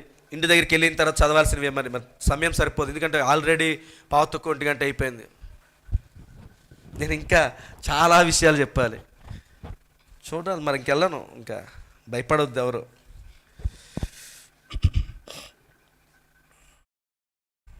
ఆదివారం వస్తున్నప్పుడు చాలా అసంతృప్తి అనిపిస్తుందండి, సమయం ఎంత వేగంగా అయిపోతుందో. చూడండి, అక్కడ 7వ అధ్యాయాన్ని కూడా ఇర్మియా ప్రజలు, ఇజ్రాయెల్ ప్రజలు వీళ్ళు ఎలాంటి పనులు చేశారు ఇక్కడ క్లియర్గా కనబడుతూ ఉంటుంది. వీళ్ళు చేసిన కార్యములను బట్టి దేవుడు హృదయం ఎలా నొచ్చుకున్నదో ఇర్మియా ప్రవక్త కూడా అక్కడ మధ్యవర్తిగా ఉండి ఇజ్రాయెల్ ప్రజల కోసము ఆయన మధ్యవర్తిత్వం చేయడం ప్రయత్నం చేశాడు. చేసినా కానీ దేవుడు వారు చేసినవి ఏవి కూడా అంగీకరించడానికి ఇష్టపడలేదు. చివరికి 16వ వచనం చూడండి. అక్కడ ఇంటికి వెళ్ళిన తర్వాత మిగతా అధ్యాయం అంతా చదువుకోండి. వాళ్ళు చేసినటువంటి దుష్టత్వము నిమిత్తము దేవుడు ఇర్మియాతో అంటున్నాడు, కాబట్టి నీవు ఈ జనము కొరకు ప్రార్థన చేయకము. ప్రార్థన చేయక అసలు అంటున్నాడు ఆయన. వారి కొరకు మొరనైనను ప్రార్థనైనను చెయ్యకుము, నన్ను బతిమాలు కొనకుము, వినను. ఒకవేళ మనం ఏం చేసేస్తుంటాం, వింటాడులే, ఆయనే వింటాడు, ఆయన అలాంటి వాడే కాబట్టి వినేస్తాడులే అని చేసేస్తుంటాం. నువ్వు చేసిన నేను నీ మాట వినను అంటున్నాడు ఆయన. అంటే అంతలాగా దేవుడు చాలా నొచ్చుకున్నాడండి. ఆయన హృదయం ఎంత బాధపడింది అని అంటే, భూ సంబంధంగా ఉన్న తల్లిదండ్రులు మనం కూడా కొన్నిసార్లు అల్లారు ముద్దుగా పెంచుకున్న మన పిల్లలు మన మన మన ఇష్టానికి లేకపోతే మనకున్నటువంటి గుణలక్షణాలకి మన ఇంటి ఉన్న వాతావరణానికి వ్యతిరేకమైన పనులు చేసినప్పుడు అవి తట్టుకోవడానికి మనకు చాలదు మన హృదయం. ఒక్కొక్కసారి దానికోసం మనం ఎంతో మన హృదయం బద్దలైపోయినట్టు అనిపిస్తుంటుంది. అలాగే ఇజ్రాయేల్ ప్రజల కోసం కూడా దేవుడు అలాగే భావించాడు. అందుని బట్టి ఆయన ఏం చేస్తున్నాడంటే ఇంకా వాళ్ళకి నేను విడిచిపెడిసాను అంతే. ఒక్కొక్కసారి తల్లిదండ్రులు మనం కూడా చేసే పనులను బట్టి వింటూ ఉంటాం కదా, ఇంకా నా కొడుకు చచ్చిపోయాడు, ఇంకా నా కూతురు చచ్చిపోయింది, ఇంకంతే, నాకు వాళ్ళకి సంబంధం లేదు అని చెప్తూ ఉంటాం. అలాగే ఇక్కడ దేవుడు చెప్తూ ఉన్నాడు, మాట్లాడుతున్నాడు. నన్ను బతుమాలు కొనకుము, నేను నీ మాట వినను. యూదా పట్టణంలోను యెరూషలేము వీధులలోను వారు చేయుచున్న క్రియలను నీవు చూచుచున్నావు కదా. నాకు కోపం పుట్టించినట్లు ఆకాశరాని దేవతకు పిండి వంటలు చేయవలననియు అన్య దేవతలకు ప్రాణార్పణములు పోయవలననియు పిల్లలు కట్టెలేరుచున్నారు, తండ్రులు అగ్ని రాజబెట్టుచున్నారు, స్త్రీలు పిండి పిసుకుచున్నారు. ఒక్కరు కూడా నీతిగా లేరు అక్కడ, పిల్లలు కూడానా. ఆకాశరాని దేవత కంట ఏం చేస్తున్నారు వీళ్ళంతా కూడా? పిండి వంటలు చక్కగా పొంగడాలు, బూరెలు, గారెలు, అర్థమవుతుందండి, చెయ్యవలననియు అన్య దేవతలకు పానార్పణములు పోయవలననియు పిల్లలు కట్టెలేరుచున్నారు, తండ్రులు అగ్ని రాజబెట్టుచున్నారు, స్త్రీలు పిండి పిసుకుచున్నారు. ఇంగ్లీష్ బైబిల్లో స్త్రీలు పిండి పిసుకుచున్నారు అనేది ఉంది కదా, దాని కేక్ అని ఉంటుందండి. కేకులు తయారు చేస్తున్నారు అనేసి నేను చదివాను, ఇంతకుముందు ఎప్పుడో చదివాను. ప్రవక్త ఈ లేఖనం తీసుకొని అన్యత్వమున క్రైస్తవ్యం అన్యత్వం ఏదో బోధించారు, దాన్ని బట్టి నేను చెప్పి క్రిస్మస్ మెసేజ్ ఏదో ఇచ్చారు. చూడండి, స్త్రీలు పిండి పిసుకుచున్నారంట, అంతే. వీళ్ళు ఏం చేస్తున్నారు చూడండి, దేవునికి వ్యతిరేకంగా ఇలాంటి పనులు చేశారు. చేయడమే కాకుండా నాకే కోపం పుట్టించినంతగా వారు దాన్ని చేయుచున్నారా? వాళ్ళు చేసిన పని వలన దేవుడు కోపం వచ్చిందా? జాగ్రత్త చూడండి, ఆయన ఏమంటున్నాడు, నాకే కోపం పుట్టించినంతగా వారు దాన్ని చేయుచున్నారా? తమకే అవమానము కలుగునంతగా చేయుచున్నారు కదా. ఈ పనులు చేయటం వల్ల ఎవరికి అవమానము? దేవుని సంగతి పక్కన పెట్టండి. నువ్వు దేవుని కుమారుడివి, దేవుని కుమార్తెవై ఉన్నప్పుడు దేవుడు వాక్యానుసారమైనటువంటి కార్యముల్లోని పూర్తిగా నిమగ్నమై దేవుడు వాక్యానుసారమైన పనుల్లోనే నువ్వు ఉండాల్సింది పోయి, అది నీ యొక్క జన్మ హక్కు, అది నీ జన్మ హక్కు. నీవు నీ తండ్రి స్వభావాన్ని కలిగి ఉన్నావు, నువ్వు నీ తండ్రిలో భాగమై ఉన్నావు, కాబట్టి నువ్వు అలాగే ప్రవర్తించాలి. కానీ ఆ ప్రవర్తనకు విరుద్ధంగా ప్రవర్తిస్తూ, ఇంకో మాట మోటుగా చెప్పాలని అంటే, అసలు నీ ప్రవర్తన బట్టి నీవు నీ తండ్రికి పుట్టేవా వేరే వాళ్ళు ఎవరికైనా పుట్టేవా అన్నట్టుగా వీళ్ళు ప్రవర్తిస్తున్నారు ఇక్కడ. ఇప్పుడు ఇది ఎవరికి అవమానము? తండ్రికి అవమానం కాదు, పుట్టినందుకు నీకు అవమానము అంటున్నాడు ఆయన.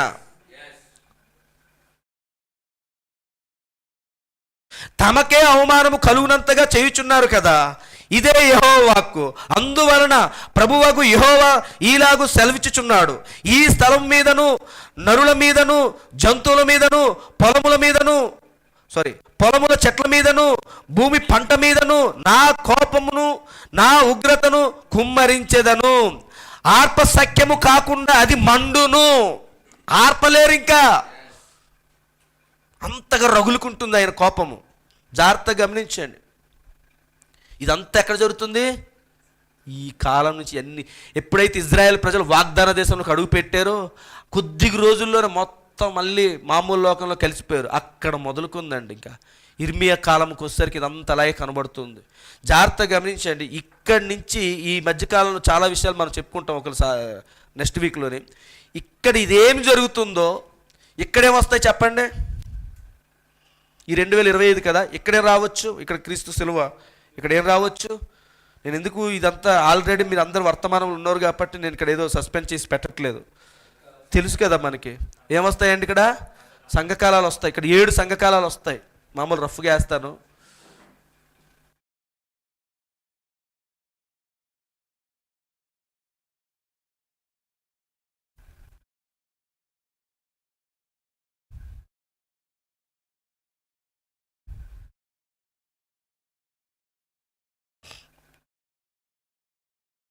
ఏడు సంఘకాలాలు వస్తున్నాయి. రఫ్గా చూడు, ఇక్కడ ఏ పరిస్థితులు జరుగుతూ ఉన్నాయో ఇక్కడ కూడా అవే పరిస్థితులు జరుగుతూ ఉంటాయండి.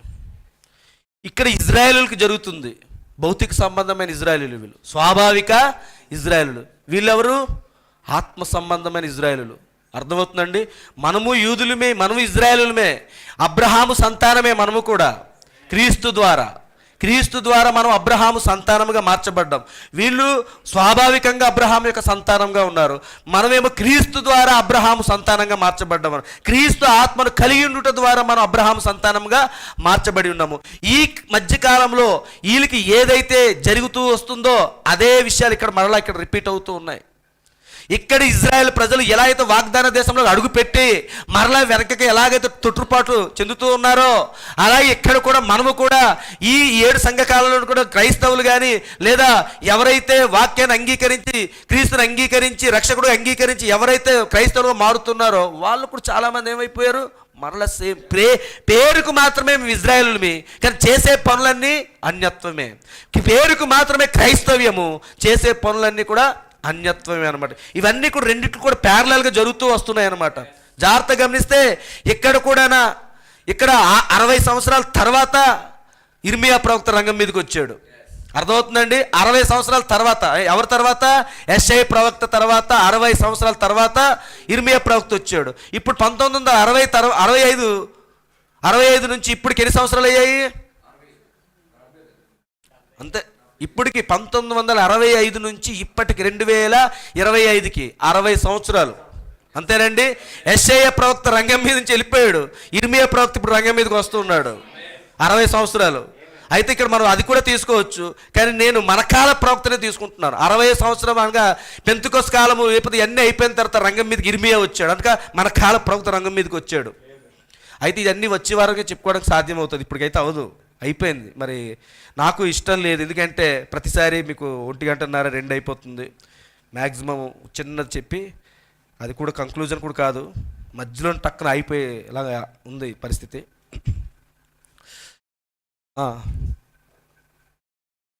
చూడండి, ఎందుకు దేవుడు ఇర్మియా ప్రవక్త ద్వారా మాట్లాడుతున్నప్పుడు ఇజ్రాయెల్ ప్రజలు ఎందుకు 70 సంవత్సరాలు చెరలోకి అప్పచెప్పేస్తున్నారు? ఇది కారణం చూడండి.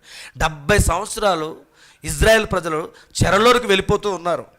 ఆ చెరలోనికి ఎందుకు దేవుడు తన సొంత ప్రజల్ని ఎందుకు అప్పచెప్తున్నాడు? ఇక్కడ మీకు అర్థం కావట్లేదు. దేవుడు ఎవరిని అప్పచెప్తున్నాడు తెలుసా అండి? ఇప్పుడు క్రీస్తు యొక్క శరీరం మనమేనా? ఇప్పుడు క్రీస్తు యొక్క శరీరం మనమే కదండి. ఇప్పుడు క్రీస్తు తన సొంత ప్రజల్ని చెరలోకి అప్పచెప్తున్నాడు, లేదా దేవుడు తన సొంత ప్రజల్ని చెరలోకి అప్పచెప్తున్నాడు అని అంటే ఏమనుకుంటున్నాము? క్రీస్తు తన కన్నుని చెరలోనికి అప్పచెప్తున్నాడు, తన చెయ్యిని చెరలోనికి అప్పచెప్తున్నాడు, తన కాళ్ళని చెరలోనికి అప్పచెప్తున్నాడు. మీకు అర్థమవుతుందండి? అదే అక్కడ జరుగుతూ ఉంది.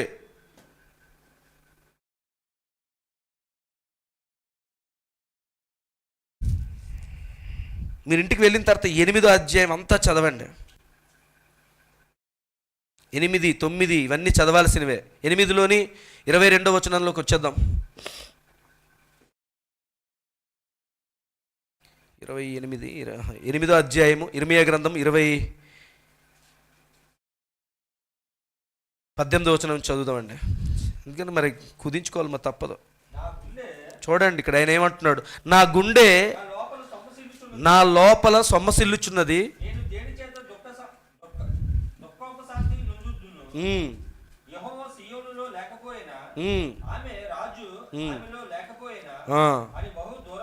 దూరదేశం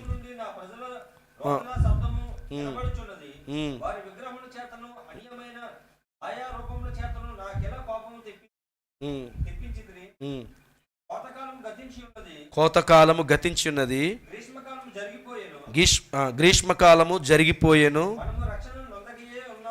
మనము రక్షణ నొందకయే ఉన్నామని చెప్పుదురు. ఇంకా నా జనుల వేదనను బట్టి నేను వేదన పడుచున్నాను, వ్యాకుల పడుచున్నాను, ఘోర భయము నన్ను పట్టి ఉన్నది. గిలాదులో గుగ్గిలం ఏమీ లేదా. ఇక్కడ గిలాదులో గుగ్గిలము అంటే తెలుగులో గుగ్గిలం అనే పదం వాడేసరికి మనకి గుగ్గిలమే అంటే గుగ్గిలమే ఇంగ్లీష్లో బాంబ్, జెండు బాంబ్ అని వాడుతుంటాం కదా, ఆ బాంబ్ అనమాట. అంటే మెడిసిన్ అని అర్థం. ఇంకొక మాటలో చెప్పాలంటే మందు. గిలాదులో మందు లేదా, వైద్యం చేసుకోవడానికి మందు లేదా. గిలాద్ అంటే దేవుడు నివసిస్తున్న ప్రాంతం. ఇందులో గిలాదులో గుగ్గిలం లేదా, అక్కడ ఏ వైద్యుడునూ లేడా. నా జనులకు స్వస్థత ఎందుకు నా జనులకు స్వస్థత ఎందుకు కలుగపోవచ్చున్నది. ఎందుకంటే ఎందుకు కలగకుంటుంది అని అడుగుతున్నాడు ఆయన.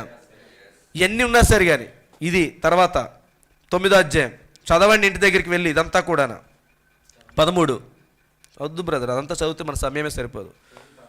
9:13 అందుకు యెహోవా ఈలాగు సెలవిచ్చుచున్నాడు. బ్రదర్ ఒక్క నిమిషం అమ్మ దయచేసి బ్రదర్స్ అండ్ సిస్టర్స్ మీరు కూడా, నేను ఇక్కడ నా టైమును కుదించుకోవడానికి చాలా షార్ట్ చేశాను నా నోట్స్కి. ఇదిగో ఇదంతా అంటే జస్ట్ ఈ వారానికి సంబంధించిందే రాశాను ఇదంతా. ఇందులో ఈ ఒక్క ముక్కే ఇప్పుడు నేను చెప్పాను, జస్ట్ ఈ ఒక్క ముక్కే చెప్పాను. ఇది అంతా ఏమీ వెళ్ళలేదు, మనం చెప్పుకోలేదు. ఈ ఒక్క ముక్కే చెప్పాను ఇందులో. ఇది ఇలాగా మరి నేను నా టైం నేను కుదించుకుంటూ జంప్ అవుతూ చాలా కుదించేసాను. అధ్యాయాలే స్టడీ చేయాలి. కానీ మీరు ఇంటికి వెళ్ళి ఇవన్నీ చదవండి. వచ్చే వారానికి దేవుడి చిత్తం అయితే మరలా ఇవన్నీ మన 2 కూటాలు ఉంటాయి నెక్స్ట్ వీక్కి. ఫస్ట్ వీక్ కదా, అందుకోసం ప్రార్థన చేయండి. దేవుడు మంచి ఇంకా బలంగా, ఎందుకంటే నేను ఈరోజు చాలా స్పీడ్గా వెళ్ళాను, జంప్ అవుతూ వెళ్ళాల్సి వచ్చింది అందుకోసం అనేసి. ఇప్పుడు చదవండి బ్రదర్. అందుకు యెహోవా ఈలాగు సెలవిచ్చుచున్నాడు.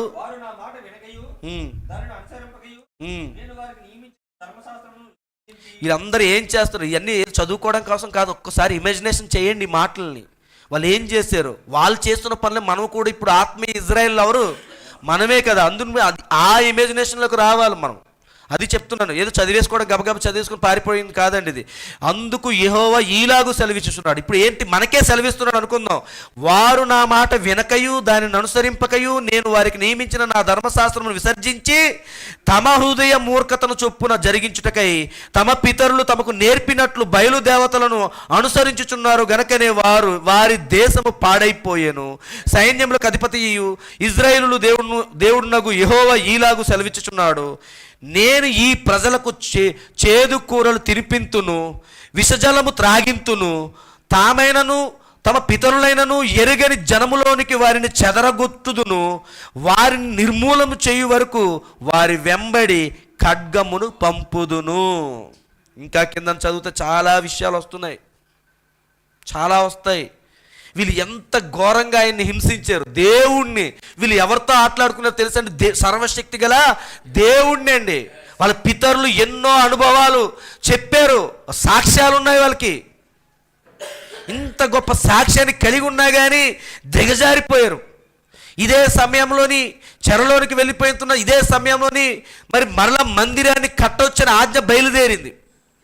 మరలా మందిరాన్ని కట్టొచ్చని ఆజ్ఞ బయలుదేరే సమయం వచ్చినప్పుడు అక్కడ ప్రజలు మందిర నిర్మాణం జరుగుతున్న టైంలో ఎజ్రా అనే ప్రవక్త ఉంటాడు. కిన్నుడైన ప్రవక్త, ఎర్రబారుచున్న ప్రవక్త. ఇంటికి వెళ్ళి చదవాలి, అది కూడా ఆల్రెడీ ఎప్పుడో ఒకసారి చెప్పుకున్నాం కూడా. అందులోను కూడా ఎజ్రా ఎంతలాగా ఆయన హృదయం నొచ్చుకున్నది ఏమిటి, ఇజ్రాయెల్ ప్రజలు ఎలా ఉన్నారు, ఎంత దారుణంగా ఉన్నారు, ఇజ్రాయెల్ స్త్రీలు పురుషులు ఎలా ఉన్నారు, ఇవన్నీ చెప్తున్నాడు. అందుకే దేవుడు తన హృదయం ఇక్కడ చదువుకున్నాక ఇందాక నా గుండె నా లోపల సొమ్మ చెల్లుచున్నది. ఇవన్నీ ఎక్కడ జరుగుతున్నాయి, ఇదిగండి ఇక్కడి నుంచి ఇక్కడి వరకే జరుగుతున్నాయి. అంటే ఇక్కడి నుంచి ఇక్కడే కాదు, ఈ మధ్యకాలం నుంచి స్టార్ట్ అయింది. సమూయేలు ప్రవక్త కాలం నుంచి మొదలుకుంటే ఇంచుమించుగా ఇదంతా జరుగుతూ ఉందండి. కాబట్టి ఇక్కడ ఏం జరిగింది, 19 సంవత్సరాలు వచ్చేసరికి ఇర్మియా ప్రవక్త ప్రవచించినటువంటి ప్రవచనం అక్కడ నెబుకద్నెజర్ రాజుని దేవుడు లేపి, బబులోను రాజుని దేవుడు లేపి ఆ ఇజ్రాయెల్ ప్రాంతం లేదా యెరూషలేం దేవాలయం మీద దాడి చేసి యెరూషలేం దేవాలయాన్ని కాల్చి బూడిద చేయడమే కాకుండా ప్రాకారాలు పడగొట్టడం అన్నీ చేసి చివరికి అక్కడ ఉన్నటువంటి కొంతమంది ఖడ్గముకు హతము కాకుండా మిగిలిన వారిని కొంతమందిని చెరలోని తీసుకుని వెళ్ళిపోయాడు. చెరలోని తీసుకుని వెళ్ళి ఎన్ని సంవత్సరాలు చెరలో ఉంటారంటే వాళ్ళు 70 సంవత్సరాలండి. 70 సంవత్సరాలు చెరలో ఉండే సమయం వచ్చింది. ఈ 70 సంవత్సరాల కాలమును జాగ్రత్తగా గమనించినట్లయితే ఆ బబులోను మొత్తం అక్కడ ఇజ్రాయెల్ ప్రజలు యూదులు చాలామంది కూడా మనం ఆ బబులోను కాలం గురించి, బబులోను రాజు గురించి మనం తెలుసుకోవాలని అంటే దానియేలు 1వ అధ్యాయం అంతా చదువుకుంటూ వెళ్ళాలి. దానియేలు గ్రంథము 1వ అధ్యాయము 2వ అధ్యాయము 3వ అధ్యాయం అన్నీ చదువుకుంటూ వెళ్తుంటే అప్పుడు మనకు కనిపిస్తూ ఉంటుంది అంతా కూడా. బబులోను సామ్రాజ్యం ఎలా విస్తరించింది, ఎలా రాజ్య పరిపాలన జరిగింది అన్నది మనకు కనిపిస్తూ ఉంటుంది. కానీ అక్కడ గమనించినట్లయితే వాళ్ళు బబులోను చెరలోనికి వెళ్ళిపోయిన తర్వాత ఇజ్రాయెల్ ప్రజలు చాలామంది చెదిరిపోయారు. ఇంకా అక్కడితోనే ఆగిపోలేదు. ఎందుకని చెరలోకి వెళ్ళిన తర్వాత రాజుగారికి కల రావడం జరిగింది.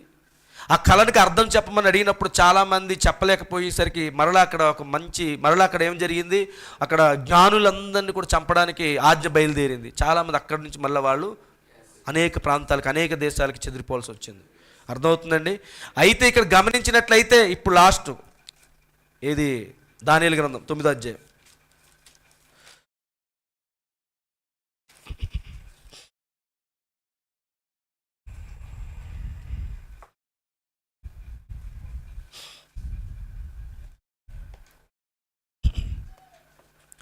దానియేలు గ్రంథం 9వ అధ్యాయం ఇందాక చదువుకున్నాం కదా. 9వ అధ్యాయం మొదటి వచనం చదివితే ఒక్క నిమిషం రారు.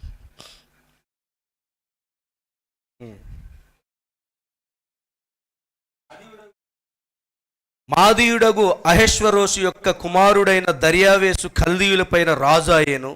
అతని ఏలుబడిలో మొదటి సంవత్సరమందు దానియేలును నేను యెహోవా తన ప్రవక్తయగు ఇర్మియాకు సెలవిచ్చి తెలియజేసినట్టు యెరూషలేము పాడుగా ఉండవలసిన 70 సంవత్సరములు సంపూర్తి అగుచున్నవని గ్రంథముల వలన గ్రహించి తిని. ఇప్పుడు దానియేలు అహెష్వరోష్ కాలంకి వస్తాడు, మాదీయుల కాలంకి వచ్చాడు. ఇప్పుడు ఎవరి కాలం ముగించిపోయింది? బబులోను కాలం ముగించబడింది. తెలుసు కదండి, బబులోను రాజ్యం తర్వాత మాదీయులు పారసికులు వస్తారు, పారసికుల తర్వాత గ్రీకులు వస్తున్నారు, గ్రీకుల తర్వాత రోమన్లు వస్తున్నారు. ఇవన్నీ గుర్తెట్టుకోవాల్సినవే. అర్థమవుతుందండి. భౌతికంగా గుర్తెట్టుకుంటే ఆత్మీయంగా మనకి చాలా విషయాలు దేవుడు బయలుపరుస్తూ ఉంటాడు. హల్లెలూయా. కాబట్టి ఇక్కడ రెండవ రాజ్యంలోనికి, అనగా ఆ దానియేలు చూసినటువంటి ఆ ప్రతిమలోనికి రెండవ భాగంలోకి వచ్చాడు. ఇప్పుడు మొదటిది బంగారు శిరస్సు, అది ఎవరిది? బబులోను సామ్రాజ్యము. ఇప్పుడు రెండోది ఇక్కడి నుంచి ఈ రొమ్ము భాగం, ఛాతి భాగం నుంచి ఉన్న ఈ భాగం, ఇదేంటిది? వెండి. సో ఈ కాలం మాదీయుడగు అహెష్వరోషు యొక్క కాలం అన్నమాట. ఈ కాలం దగ్గరకు వచ్చినప్పుడు ఇప్పుడు దానియేలు చేతిలో ఏమున్నది అని అంటే అర్థమవుతుందండి. దానియేలు చేతిలో ఏమున్నది అని అంటే 665లో ఇర్మియా ప్రవక్త ద్వారా ప్రవచించబడిన ప్రవచన గ్రంథం ఇప్పుడు దానియేలు చేతిలో ఉందండి. హల్లెలూయా. దానియేలు చేతిలోని 625వ సంవత్సరంలో ఉన్నటువంటి ఇర్మియా ప్రవక్త ప్రవచించిన ఆ ప్రవచన గ్రంథాన్ని ఇప్పుడు తెరిచి చూస్తున్నాడు. తెరిచి చూసినప్పుడు ఇక్కడ ఏం కనిపిస్తుందంట? జాగ్రత్త చూడండి. అక్కడ నేను యెహోవా తన ప్రవక్త ఇర్మియాకు సెలవిచ్చి తెలియజేసినట్టు యెరూషలేము పాడుగా ఉండవలసిన 70 సంవత్సరంలో సంపూర్తి అగుచున్నవని గ్రంథము వలన గ్రహించి తిని. ఏం చూశాడు? అవును, ఈ గ్రంథాన్ని తెరిచిన వెంటనే ఇర్మియా గ్రంథాన్ని చూసినప్పుడు అక్కడ ప్రవచనం కనబడుతుంది. ఇదిగో నీ ప్రజలు 70 సంవత్సరాల చెరలోకి, బబులోను చెరలోకి వెళ్ళబోతున్నారు అని. అక్కడ ఉండి పక్కన 665 అని ఉందనుకుందాం సపోజ్. చూశాడు దానియేలు 665. ఇక్కడికి లెక్కెట్టుకుంటే ఇదేమో 500 ఎన్నో సంవత్సరం అండి? 38. ఎంత అండి ఇది? 538 బీసీ. ఇక్కడికి వచ్చేసరికి 68 సంవత్సరాలండి. ఎన్ని సంవత్సరాలు? 68 సంవత్సరాలు. ఇప్పుడు దానియేలు చేతిలో ఉన్నటువంటి ఈ గ్రంథాన్ని, ఇర్మియా ప్రవచించిన ఆ గ్రంథాన్ని తీసుకొని చూస్తూ ఉన్నప్పుడు చూసుకున్నాడు ఒకసారి. ఇర్మియా ప్రవక్త 606లో ప్రవచించాడు. అది మరి చెరలోకి ఎప్పుడు వెళ్ళాము? 625లోని ఇర్మియా ప్రవక్త ప్రవచించాడు. మరి చెరలోనికి ఎప్పుడు వెళ్ళారు అని అంటే 606లో వెళ్ళాడు. 606 నుంచి లెక్కేసుకున్నాడు. 606 నుంచి లెక్కేసుకుంటుంటే ఇప్పుడు మేము నివసిస్తున్న ఈ సంవత్సరం 538 కదా, 68 సంవత్సరాలు. అంటే అక్కడ వెంటనే వాడికి దానియేలుకి ఏం గుర్తుకొచ్చింది? ఇంకా మా విడుదలకి 2 సంవత్సరాలే ఉంది, మరలా మా సొంత దేశానికి వెళ్ళిపోవడానికి 2 సంవత్సరాలే ఉంది. అర్థమవుతుందండి. విడుదల సమయం సమీపించినది, మా తలలను పైకెత్తుడి అని చెప్తున్నాడు ఆయన. కాబట్టి ఇక్కడ ఏం గ్రహిస్తున్నాడు? గ్రంథములు తెరవబడుట ద్వారా తన యొక్క విమోచన కార్యాన్ని గుర్తిస్తూ ఉన్నాడండి. గ్రంథము తెరవబడుట ద్వారా మన యొక్క విమోచన కార్యాన్ని చూడగలుగుతూ ఉన్నాము. ఆ సింహాసనం దగ్గర ఆసీనుడై ఉన్న వాని యొక్క కుడి చేతిలో ఉన్నటువంటి ఆ గ్రంథము గొర్రెపిల్ల, వధించబడిన గొర్రెపిల్లగా వెళ్ళి ఆయన ఆ గ్రంథాన్ని తెరిచినప్పుడు అక్కడ సమీప బంధువుడు యొక్క విమోచన కార్యం జరిగింది. ఆ కార్యము ద్వారా ఇప్పుడు ఏం కనుక్కుంటున్నామంటే మన సొంత దేశాన్ని మళ్ళా మనం వెళ్ళబోతున్నామని, మన యొక్క సొంత ప్రాంతానికి మనం ఎక్కడి నుంచి వచ్చామో మళ్ళీ అదే దేశానికి వెళ్ళబోతున్నామని గ్రంథము మూలంగా తెలుసుకున్నాము. అదే ప్రవక్త ఇక్కడ చెప్తున్నాడు. అర్థమవుతుందండి. అక్కడ ఏం జరుగుతుందో ఇక్కడ ఇప్పుడు అదే జరుగుతుంది. 7వ సంఘకాలం చివరి భాగంలో అదే జరుగుతుందండి.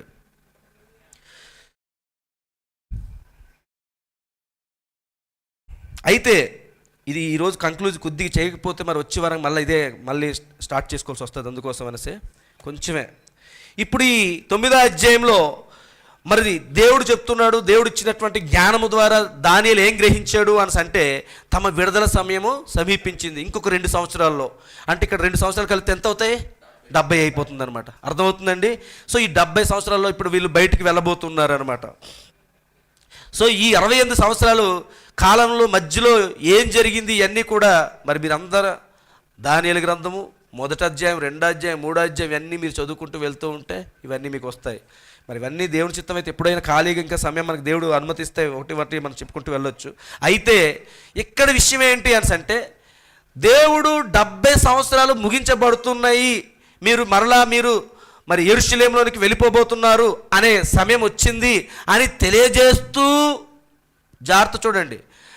మరలా అర్థమవుతుందండి, మరలా దానియేలుకి మరొక 70 వారములకు సంబంధించినటువంటి యూదులకి ఇజ్రాయెల్ ప్రజలకు 70 వారముల కాలాన్ని నియమించాడు.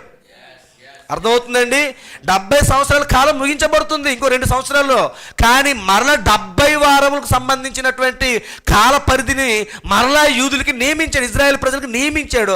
ఆ కాల పరిధిలో ఇజ్రాయెల్ ప్రజలకు ఏం జరగబోతుంది, ఏ సంఘటనలు వస్తాయి, ఎలా ఉండబోతుంది, ఇవన్నీ కూడా మళ్ళీ దానియేలు ప్రవక్తకి మరలా దేవుడు ఇదే 9వ అధ్యాయము ఇందాక 25వ వచనంలో మనం చదువుకున్నాం కదా, 25 కాదు 20 వచనం నుంచి చదవచ్చు, కానీ మనకు టైం సరిపోదు కాబట్టి 24వ వచనం నుంచి చదువుతున్నాను. జాగ్రత్త చూడండి. తిరుగుబాటును మాన్పుటకును, అమ్మా 9వ అధ్యాయం అంతా కూడా ప్రార్థన ఉంటుంది. దానియేలు చేస్తున్నటువంటి ప్రార్థన ఇదంతా కూడా. ఈ ప్రార్థన ముగించబడిన తర్వాత గాబ్రియేలు దూత దర్శించిన తర్వాత ఇక్కడ 24వ వచనంలో తిరుగుబాటును మాన్పుటకును మొదటిది ఏంటిదండి? ఇజ్రాయెల్ ప్రజలకి దేవుడు ఒక కాలాన్ని నియమించాడు. ఆ కాలమే 70 వారములు. ఆ కాలం ఏంటండి? 70 వారములు. ఈ 70 వారాల్లో ఏం జరగబోతుంది అని అంటే తిరుగుబాటును మాన్పుటకును 70 వారాలు నియమించబడింది. అలాగే పాపమును నివారణ చేయుటకును, వారు చేసినటువంటి పాపాన్ని నివారణ చేయడానికి ఎన్ని వారాలండి? 70 వారములు. దోషము నిమిత్తం ప్రాయచిత్తం చేయుటకును, వాళ్ళు చేసినటువంటి దోషము నిమిత్తము ప్రాయచిత్తం కూడా చేయడానికి కూడా 70 వారములు. యుగాంతం వరకు ఉండినట్టు నీతిని బయలుపరచుటకును, యుగాంతమందు ఉన్నటువంటి నీతిని బయలుపరచుటకును 70 వారములు. దర్శనమును ప్రవచనమును ముద్రించుటకును 70 వారములు. అతి పరిశుద్ధ స్థలమును అభిషేకించుటకును 70 వారములు.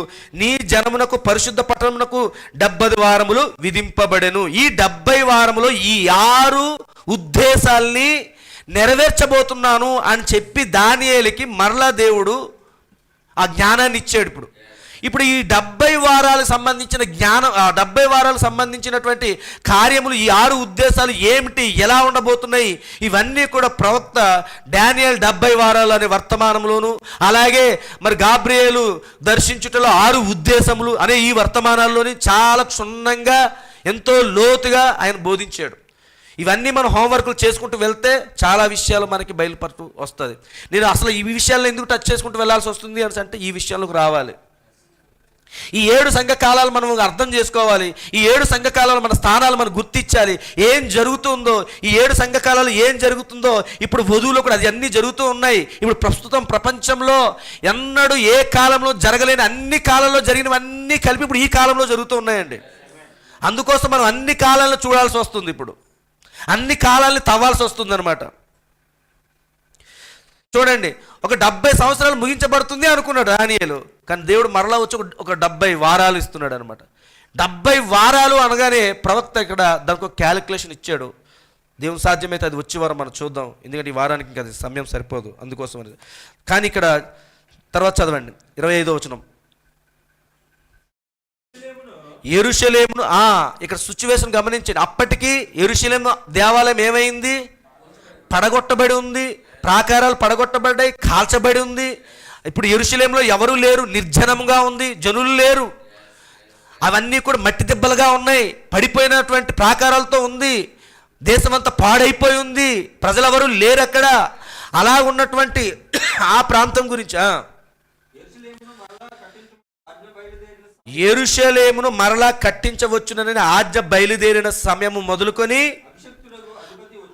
అభిషక్తుడగు తెలుగులో అభిషక్తుడు అనే పదం ఉంది, ఇంగ్లీష్లో మెస్సయ్య అని ఉంటుంది. అక్కడ మెస్సయ్య అని మనం పెట్టుకుంటే క్లియర్గా అర్థమవుతుంది. మొదలుకొని మెస్సయ్యగు అధిపతి వచ్చే వరకు 7 వారములు పట్టునని స్పష్టంగా గ్రహించుము. 62 వారములు తొందరగల సమయములందు కందకములను కట్టబడును. ఈ 62 వారములు జరిగిన పిమ్మట లేకుండా అభిషక్తుడు నిర్మూలము చేయబడును. వచ్చినట్టు రాజు యొక్క ప్రజలు పవిత్ర పట్టణము పరిశుద్ధ ఆలయమును చేయుదురు. వారి అంతము హఠాత్తుగా వచ్చును. మరియు యుద్ధకాలం అంతము నాశనము జరుగుతుంది నిర్ణయింపబడిను. ఇది కొద్ది స్లో చదవండి బ్రదర్. 27. అతడు ఒక వారములకు అనేకులకు నిబంధనను స్థిరపరచును. అర్ధవారములకు బలిని నైవేద్యమును నిలిపివేయును. ఏమైనది వరకు నాశనము చేయువాడు వచ్చును. నాశనము చేయడానికి రావాలని నిర్ణయం ముగించే వరకు ఇలాగ జరుగును. ఆమేన్. చూడండి, మరి నేను ఇంకా ముగించేస్తున్నానండి. ఇది క్యాలిక్యులేషన్ పార్ట్ వస్తుంది ఇక్కడి నుంచి. అందువల్ల దీన్ని ఇప్పుడు కంగారు పడి చెప్పేసి మిమ్మల్ని ఇబ్బంది పెట్టి జంప్ అవుతూ వెళ్తే నాకు మనశ్శాంతి ఉండదు. అది దేవుని చిత్తమైతే వచ్చే వారం చూద్దాం. కానీ ఒక విషయాన్ని గమనించండి, మనం ఎక్కడ ముగించుకుంటున్నాము అంటే ఇజ్రాయేల్ ప్రజలు అసలు ఎందుకు చెరలోకి వెళ్ళారు చూసాం.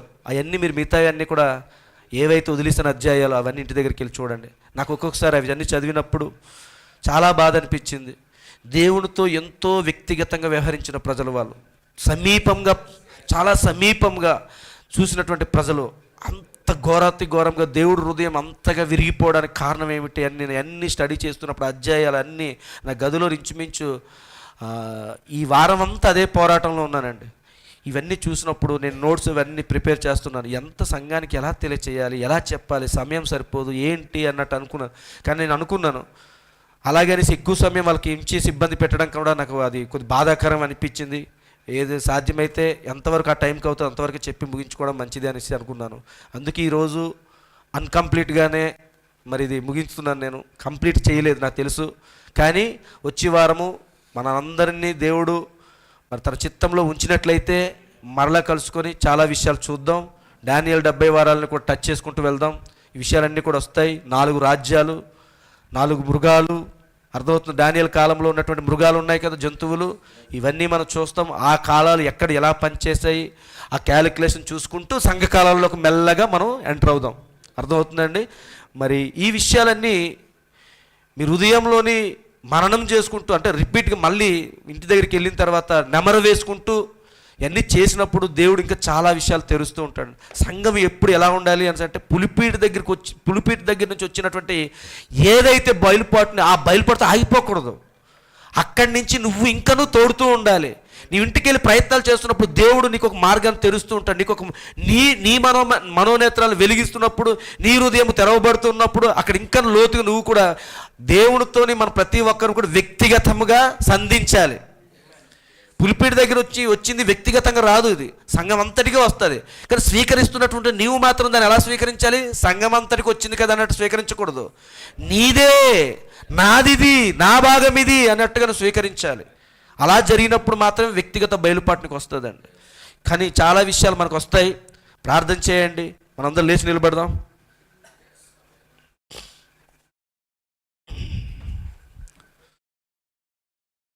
మన 2 చేతులను పైకెత్తుదాం.